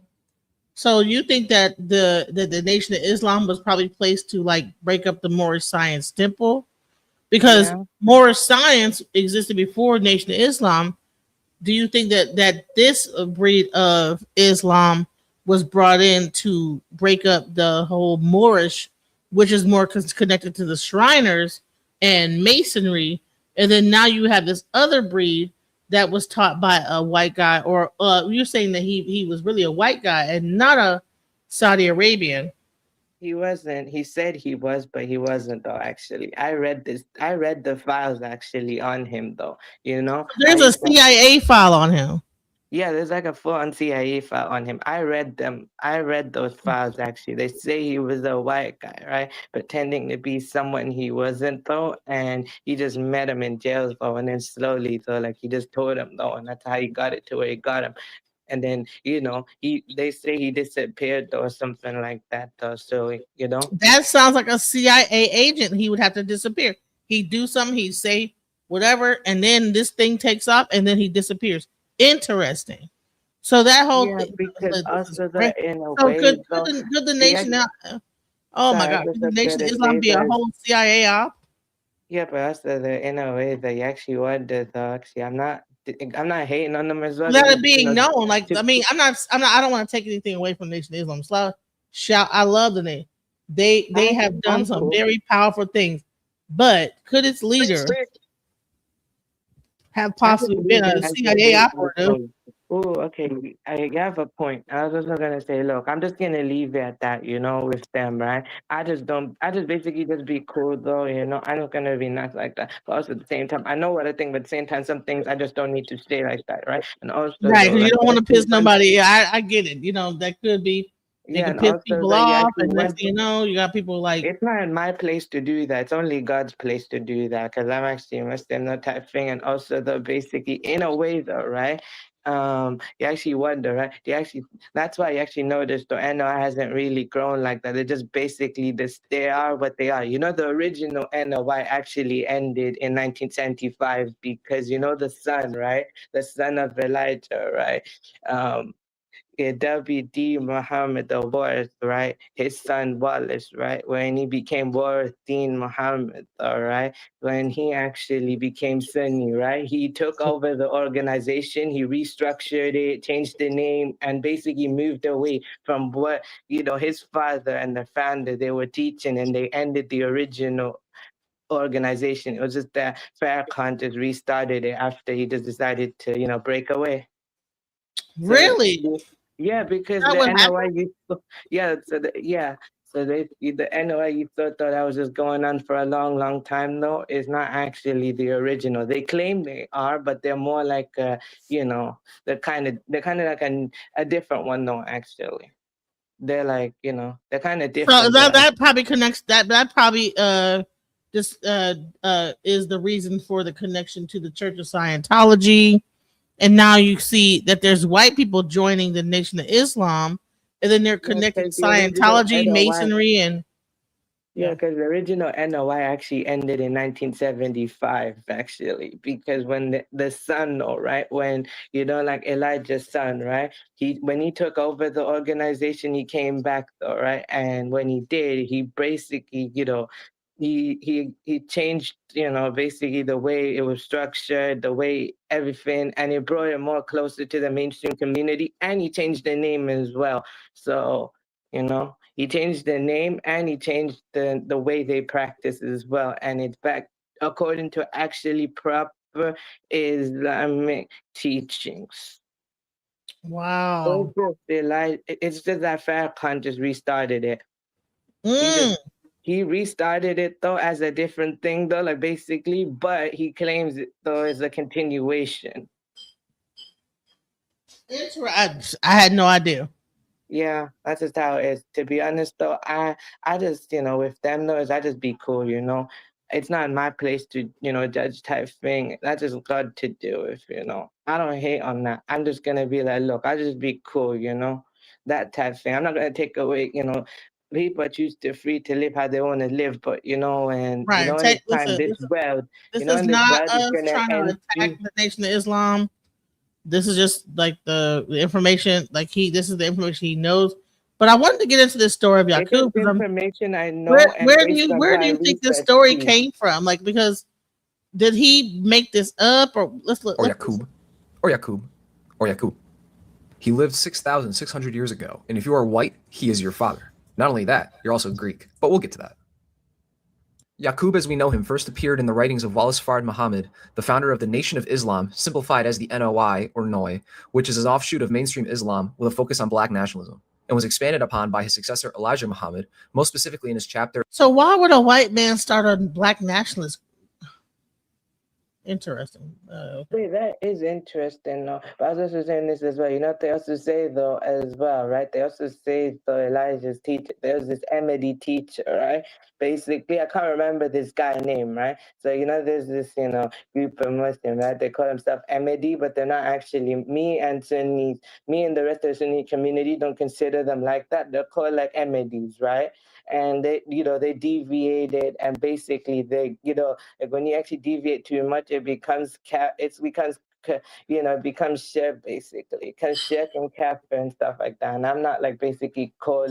It's not my place to say that, but actually based on what they're saying, and if you hear their teachings and you compare the teaching what I believe, what they believe, you can actually see they're going against what was actually they're contradicting that, and that type of thing. So they, they can say it, but actually, though, in a way, spiritually, though, the way God sees them, though, the way God sees it, though, it's like, they can say it, but at the same time, God don't see it like that to you. So that is considered shirk in nation. Okay, in Islam, in Yeah, true it is, Islam. but it's not for me to throw that label around because, look, I can say this or that, but look, I'm flawed myself. I've got my own sins, though, right? And I don't want my own sins to be exposed and people to, speak on that type of thing. That's why I just basically focus on me. I have to focus on my own relationship. But this is just based on information I know, what I've found and what I researched as well.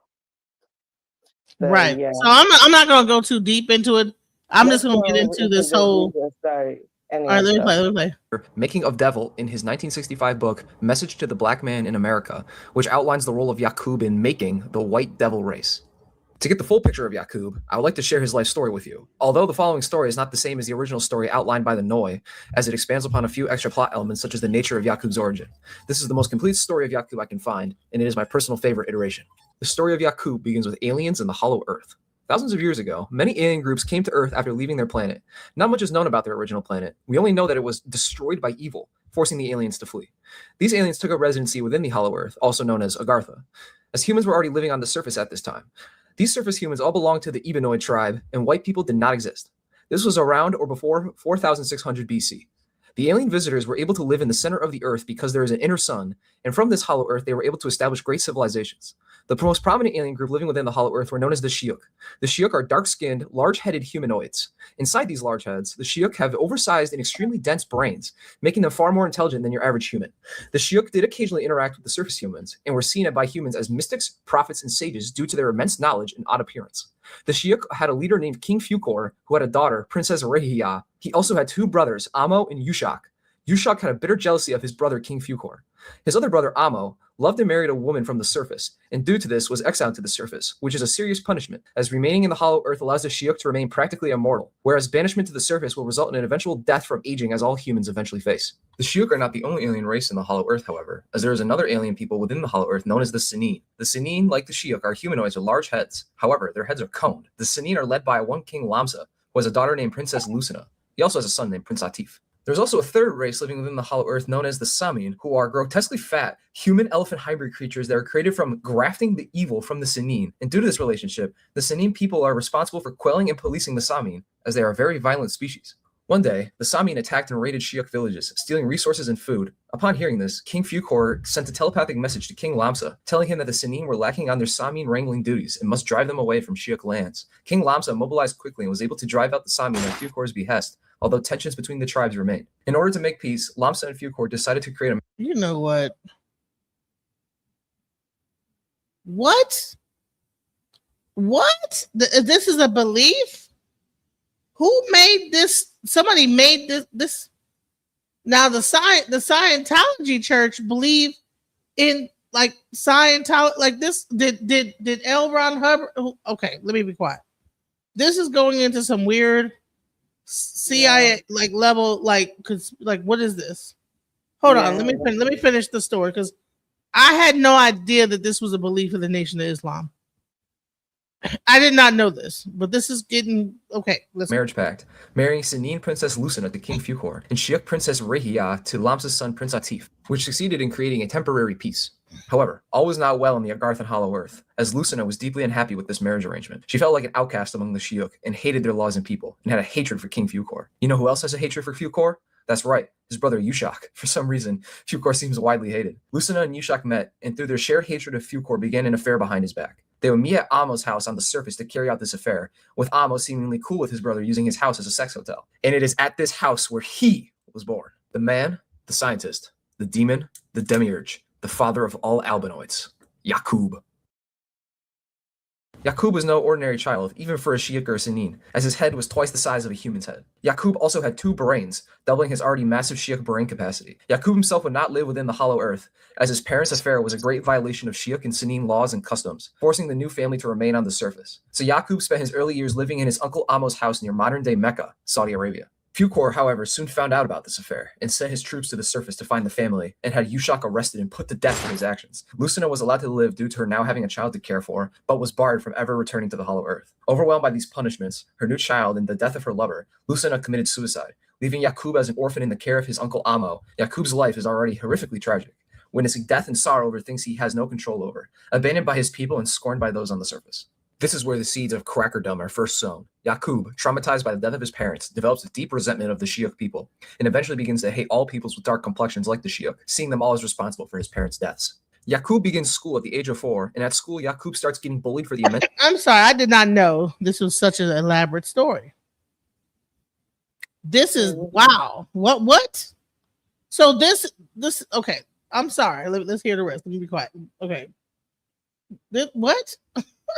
What? I didn't know this was like this detailed. Let's go. The size of his head and his huge ego, hurting his self-esteem and making him hate the Ebenoid peoples even more, and deepening his desire for revenge. At age 6, Yakub, while playing with magnets and observing the laws of attraction and repulsion, gets the idea to create a tribe of people that would exist as the antithesis to the Ebenoid surface humans.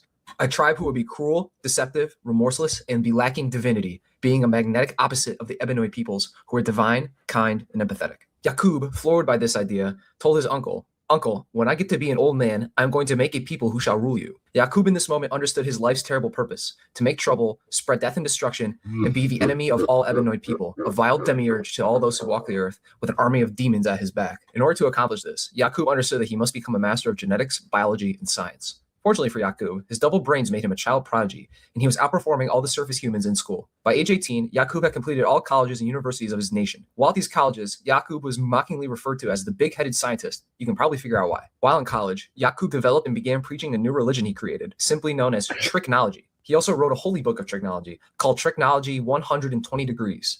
Yakub promised all those who followed tricknology would eventually come to rule the earth for 6,000 years and have complete dominion over the peoples of earth. While he was ultimately correct in this prophecy, those who followed Yakub at the time were oblivious to the dark truth of the prophecy. And Yakub... What? So... What? I didn't know that this was a belief. I did not know. When I listened to this, it's like, what? Wow, that was interesting. I didn't even know it went this deep. I just thought that he just created like the people. I didn't know there was like this whole family in the inner depth of the earth, and they had big heads, they had cone heads, they had elephant people. The elephant people was whatever, and they merged with these. What? Like what? Yakub's real plans for them. Tricknology became quite popular as time went by, with many people starting to follow Yakub, as they were deeply... I'm sorry, go ahead. I was just gonna say though, right? I kind of get you on that too, though. Even I researched into those files as well, and I was just like, wow, this is interesting type thing, and actually realized the truth type thing as well. Like, wow, wait, do I actually believe, right, that there's actually people long time ago before, the human, as humans exist now, yes, but actually those creations was long gone though, actually. So basically, they had their time, they were gone, and then humans was created later, and then you had the jinn who, after those beings, so jinns came, right? And then after the jinns is humans, though, right? And I am willing to admit, yes, I agree though. The black man is the first man everywhere. I agree. The black man is the first man. It's just that not this story though, but actually real history, yes. Okay, so he has 2 brains. He got a big old head, and he comes from the center of the earth, and no, there's nothing else. And he is the offspring of Conehead and a Big Head. Earth for 6,000 years and have complete dominion over the peoples of Earth. While he was ultimately correct in this prophecy, those who followed Yakub at the time were oblivious to the dark truth of the prophecy and Yakub's real plans for them. Trigonology became quite popular as time went by, with many people starting to follow Yaqub, as they were deeply impressed with his teachings and immense knowledge. The boys who once bullied and looked down on him now wanted to follow him, and the women who once scorned and mocked Yaqub now wanted that Kub hammer. Trigonology became such a powerful movement amongst the surface humans, even the king of the surface humans became intimidated by the threat it posed. They began to persecute the followers of trigonology, throwing all followers of trigonology into prison along with Yaqub himself. However, trigonologist numbers had grown too large, and there weren't enough prisons to hold them all. Realizing that he was out of options, the king went to Yaqub's cell to offer him a deal. So you are Mr. Yaqub? Yes, I am. The king then asked Yaqub what he would accept in exchange for ending the continued spread of trigonology. Yaqub told him that if he provided enough food, materials, and other necessities to build a civilization for 20 years, Yaqub would spend that time building up a self-sufficient trigonologist civilization, and after the 20 years, would leave with his followers to distant lands. The king, eager to contain the spread of Yaqub's doctrine, agreed to these terms and provided for Yaqub and his followers for the 20 years, and when that time had passed, the king loaded Yaqub and all his followers onto ships and sent them off into exile. At the time of disembarkment, the trigonologists numbered 59,999, plus Yaqub, making 60k total people across 100 ships, about 600 people per ship. Departing near modern-day Mecca, they sailed south through the Red Sea to travel around Africa, heading towards their destination of the Isle of Patmos in modern-day Greece, forcing them to circumnavigate the continent. It was on this long voyage that Yaqub began the second phase of his plan to create his devil race.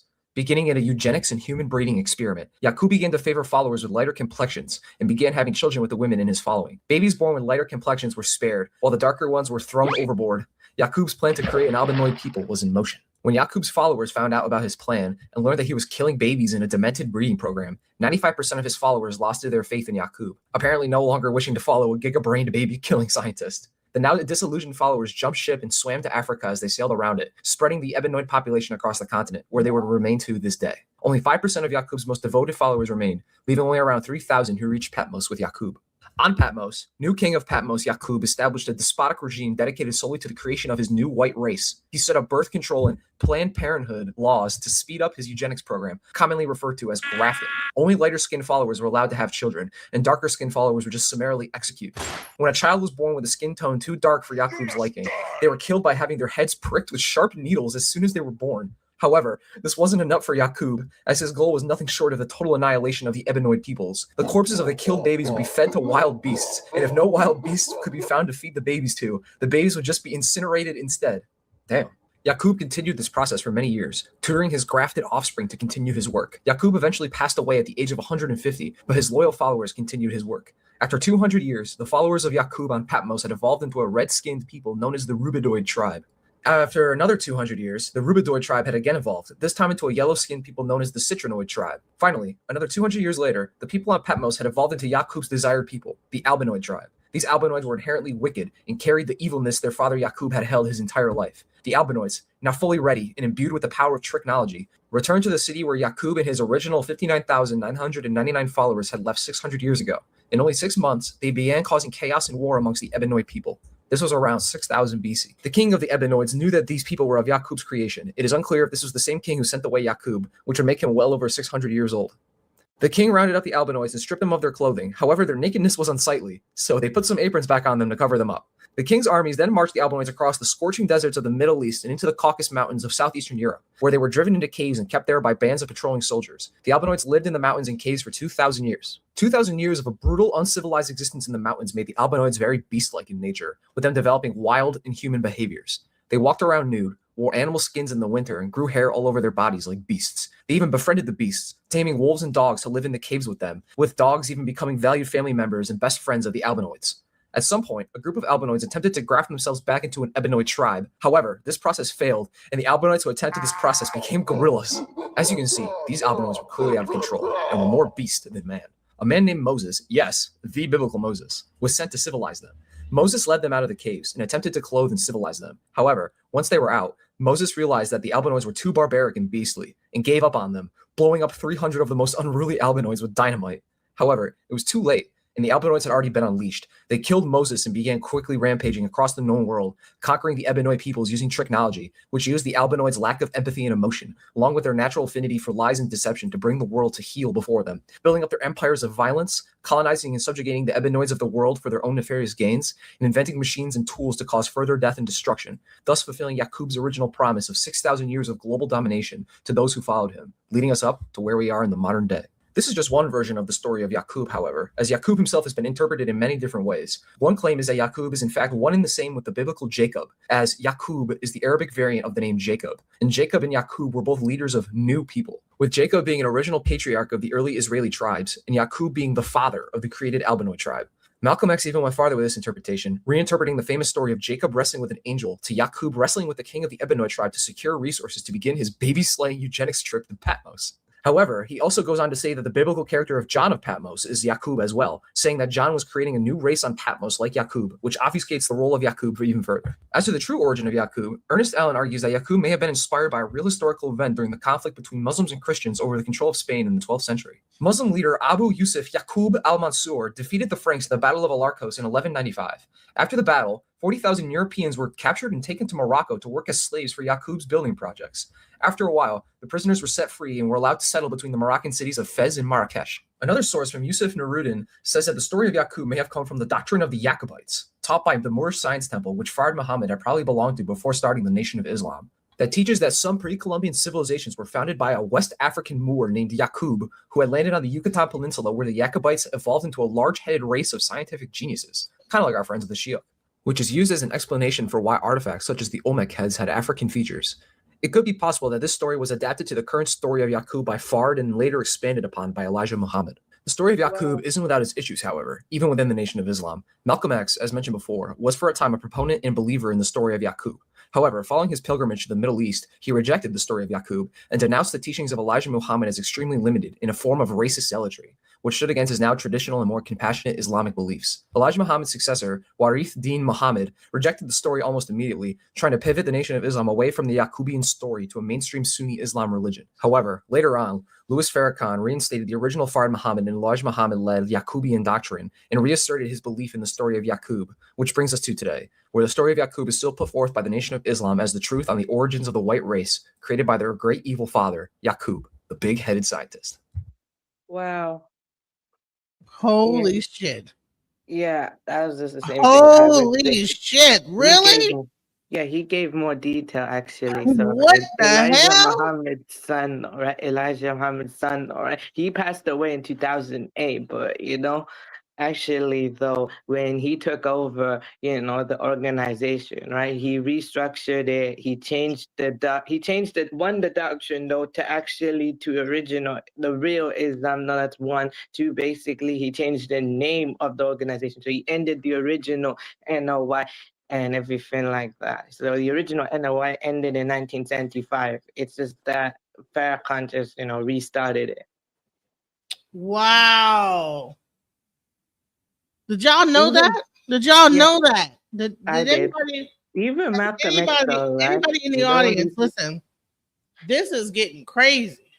Yeah, I was also gonna say as well, though, right? What Malcolm X did as well when he went to Mecca, though, right, on pilgrimage, right? And he when he was there with everyone else when he was praying, he said, "How can I call myself a Muslim when he didn't really know how to pray?" Everyone else was taught, right, how to pray properly and everything, right? He didn't really, it's just based on how he, he's kind of new to it though as well. He's trying to learn as well. But I admire and respect Malcolm X a lot, I was just saying, that's why he was saying he called himself a Muslim, but he didn't really know how to pray like that. He said that out of his own words. I'm quoting what he said, though. Man, this is crazy. Yeah, so I quoted what he said, though, basically. And when he learned how to pray, that's how when he went around traveling too, though, his perspective changed as well. So. Wow. So the guys that have converted, the white people, they tied the whole is Muslim into the Shriners and into Masonry.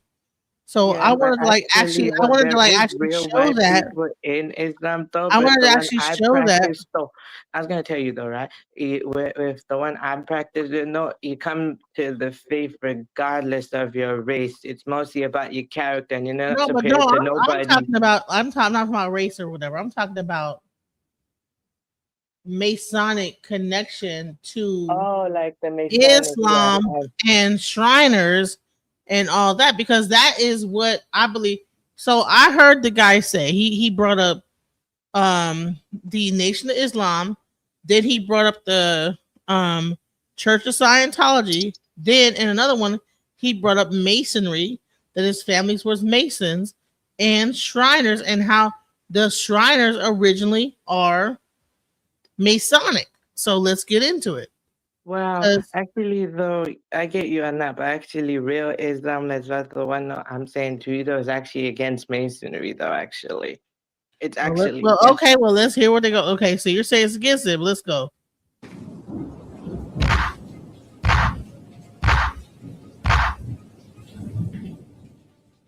Thank you for joining Wars of the Roses. As we continue with Part 11, What the Shriners Learn from Freemasonry, Ancient Egypt, and the Islamic Destiny by Mustafa El-Amin. Chapter 11, What the Shriners Learn. The Shriners Order attempts to combine some of the teachings of Christianity with the teachings of Islam. The Shriners Ritual states, "Our alliance or the right of our mystic shrine is ancient, honorable, benevolent, and secret. It is devoted to the cause of justice, truth, and mercy. It is as ancient as the cornerstone of Muhammad's temple at Mecca, as secret as the Muslim vow that bound the tribe of Arabia to Allah or their God, as honorable as the Christian, and the tenets to which it is dedicated when assumed cannot be eschewed or cast aloof."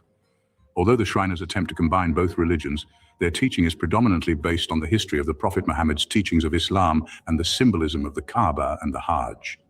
Shriners are taught some of the attributes of Allah and take on Islamic names for themselves and their meeting places.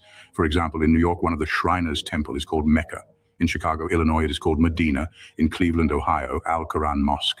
In Davenport, Iowa, Kaaba. Detroit, Michigan, Muslim. In Denver, Colorado, El Jebel. In Newark and Livingston, New Jersey, Salam. Eric, Pennsylvania, Zemzem. They learn about the Holy Quran, Salat, prayer, Makkah, the Kaaba, the Black Stone, etc. The altar. The altar is covered with a black cloth, with the Bible, the Holy Quran, and a black stone upon it.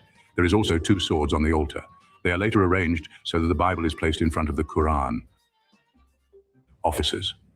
Some of the titles of the officers of the mystic shrine are Imperial Potentate, Imperial Deputy Potentate, Imperial Chief Rabban, Assistant Rabban, Imperial High Priest and Prophet Oriental Guide, Imperial Treasurer, Imperial Recorder, Imperial Orator, Imperial Lecturer, Captain of the Guard, Outer Guard. The titles of the officers may differ slightly between the black Shriners and the white Shriners. Al-Fatiha, the opening prayer. The Shriners' meetings are opened like the Muslims' meetings with Al-Fatiha, which the Shriners call the victory ceremony. For those who may not be familiar with this prayer, it is the first chapter of the Holy Quran, and it consists of 7 verses, which are the essence of the book. It reads, "With the name of Allah, most gracious, most merciful, praise be to Allah, the cherisher and sustainer of the worlds, most gracious, most merciful, master of the day of judgment. Thee do we worship and thine aid we seek. Show us the straight way, the way of those on whom thou hast bestowed thy grace, those whose portion is not wrath, and who go not astray." This prayer speaks of the mercy, the power, and the grace of God. The reader should bear in mind that many of the presidents, vice presidents, congressmen, judges, lawyers, etc. were Shriners. Many of the African American leaders are Shriners. Many of the leaders of the so-called free world are Shriners. This means that they are at least familiar with the essence of the Quran and the Islamic religion. The Book of 7 Seals. This prayer is called the opening, Al-Fatiha. It is the opening of the 7 seals. The Bible says the book was sealed and that it was taken to several men to see if they could open the book of 7 seals. And I saw in the right hand of him that sat on the throne a book written within and on the backside, sealed with 7 seals. I mean, so this is a book that exists that discusses like all of the Shriners stuff. So if you guys get a chance, I'm not gonna like watch this whole thing, but I will put it into the chat room. Okay. I think it might be interesting. I don't know. It's interesting. Yeah, Let's I go. get you on that though. I think what it is though, right, is they just used it though, actually, They don't actually, and I get you on that actually, but actually when you actual real is for me though, I'm saying that actually as an actual practicing one though, actually though, that I'm actually against that, They're just using it and they're just mixing it, And that's just how it is. So I Well, don't really the part that really ends up being interesting is that this actually comes out recently when we talk about people like the artist known as Jay-Z, right? So watch this, because let's go. Hold on. Okay. I feel you though. But sorry, anyways, though, before the video type thing as well, I only just know simple stuff though, right? Because I'm only like trying to learn the simple basics first, then I'll get to like the advanced things later. I'm only just giving you simple information because that's just the only thing I'm on a level of understanding right now. So I'm just, letting But you know. listen, everything helps. So just wait, just listen to this. Drop Jay-Z for a reason because they're done with him. But go ahead. Here we go. Tucker Carlson, So- Sean Stone. I'll put it like this. The first night that I went there, where was this? The Cornerstone Lodge in New York, which is a very famous lodge. People like Jay-Z, go there and whatnot. It's, it's Jay-Z's a Mason. Yeah, from my understanding, he was, he was with that lodge as well, but higher than I was. But the point is that it's an initiation that kind of what I felt was being observed and watched, and I know it was watched because after doing the first degree initiation, where you get the blindfold and the noose and all this stuff is online. I'm not revealing some secrets. All the phrases and things, the geometry of it, where you have to walk, certain directions and points and say certain things. All that's online now. It's public. But when you perform it ritualistically like a play, there are other forces that are not human that are engaging in the experience. And I know that because when I was leaving the lodge that night with my friend, we got a phone call, and it was an unknown number. And this sort of husky voice was on the phone, and he was like, "How was the meeting?" And I was like, "It's an interesting game you guys have going here." And it's like, And we were just talking a bit, saying a lot of things that were like biblical, 40 days in the cave, some stuff that I didn't understand. But I knew that they were watching me because I was walking back to my apartment in New York. And I'm like, "Oh, so you're watching me?" He's like, "Yeah." I'm like, "Okay, what am I doing?" He's like, "You're walking." So I stopped walking. And I'm like, "Oh yeah?" He's like, "Yeah, you stopped walking." And I was like, "Okay, it could be a guess, but let's just go up, continue the conversation, go upstairs." And I had like a gray shirt on and black pants. And after, I started recording the conversation. The audio did not record. Subsequently, only the video recorded. But as I was recording, it was this man's voice, and then it would be a woman that would take over. So it was like two voices. It was one as a man, one as a woman. And then she basically said, "Stop recording." And I was like, I didn't stop. I would maybe like stop for a minute, then I turn it back on. And I had at that time I had a cross on. It was not a cross. It was a Islamic sword that I had as a necklace. And so I was taking my shirt off, and she's like, "Put your shirt back on." And I was like, "Oh, you don't like this symbol, or what's wrong?" And it was like, But see, he said an Islamic sword necklace. Wow. Man, this shit's getting weirder and weirder. Let's "Put your go. shirt back on."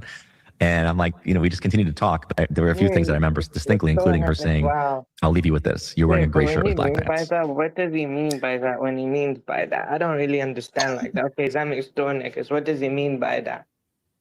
Well, the sword with the like curve in it, that particular like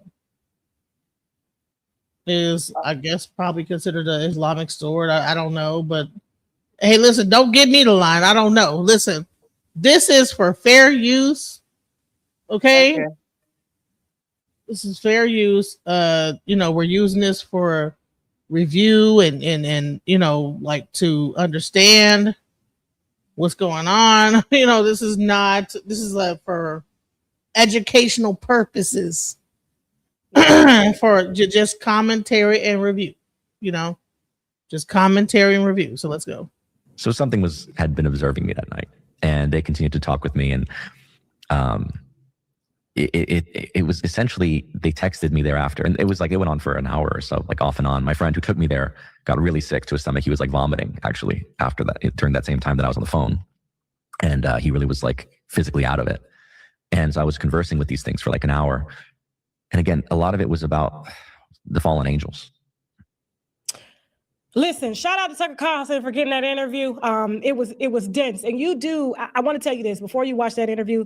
You can't believe in you gotta, I'm not gonna say you can't believe in anything, but you do gotta set aside your your current beliefs to be able to understand what they're trying to explain to you. Okay. And he does talk about Christianity, he does talk about Islam and all of that stuff. And he said most Freemasons are Christian-like, but shout out to, his name is Sean Stone. He is, and it's kind of a Freemasonry. He says, even though I'm not a part of it, we're forever Masons because we've been indoctrinated. It is a spiritual cult, and they have spiritual beliefs that they believe in at the highest degree. So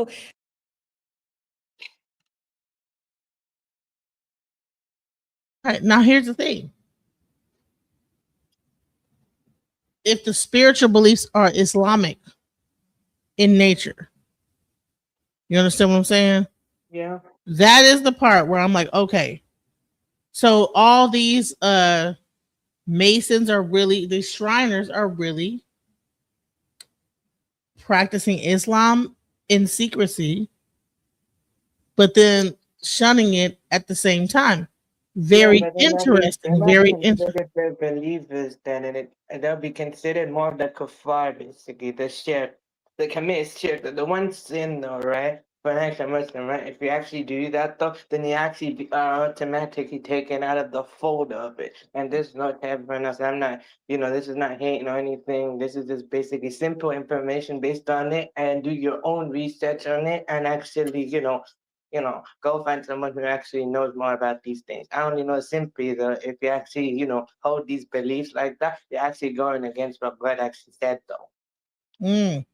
Well, listen, I'm gonna play this one last video because I don't want to offend, Islam, but I'm just saying that it's interesting. Let's go. But as I said, I've certainly never been involved, and I warn all of you, never, never, never. You will not only lose your mind, you lose your soul. Now, if you can imagine this pendulum swinging away from earth magic and the Native American shamanism, the opposite is Satanism. You can see two main phenomena. You can see blood ritual. This is a very, very important thing for them. And yes, it's been going on since before recorded history.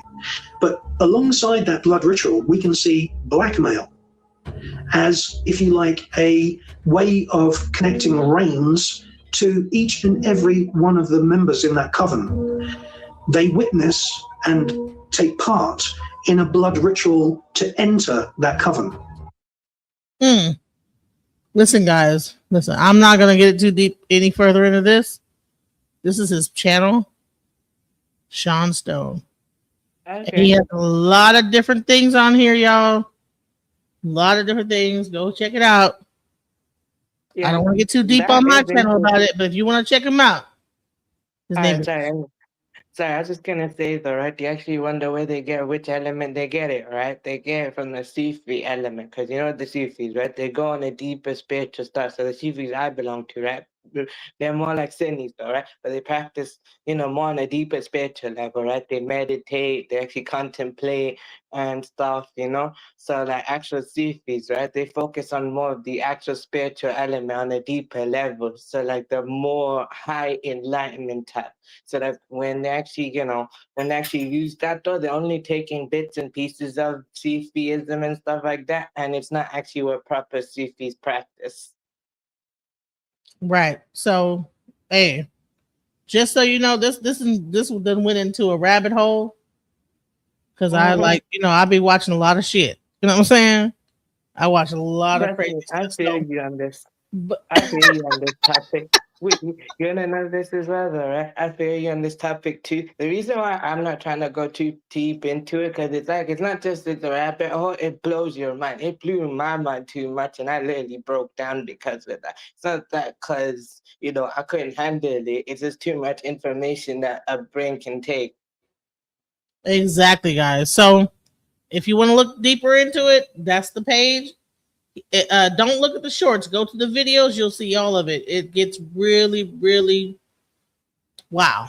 So thank you, young Riaz. Thank you for being here with me. I appreciate you just coming up and just shedding some light into the difference of the real Islam versus the other things. Before I leave, I want you to give some final thoughts, and we'll go from there.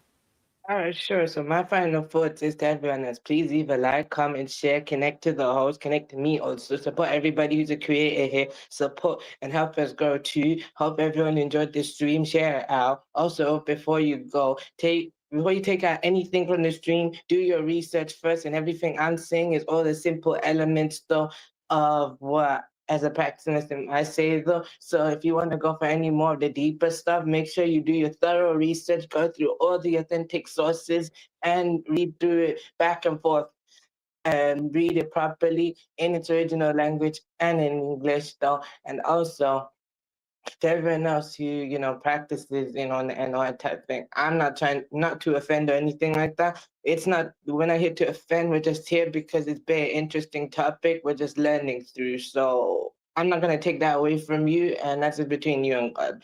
And to everyone else, much love. We're done. Just when I thought I couldn't find my way out, yeah, I searched the God in me to find my way out. I know it can seem way out, but the Creator flows to and through me from way out. I'm talking way out, yeah, yeah, yeah. See, if you believe in the God in you,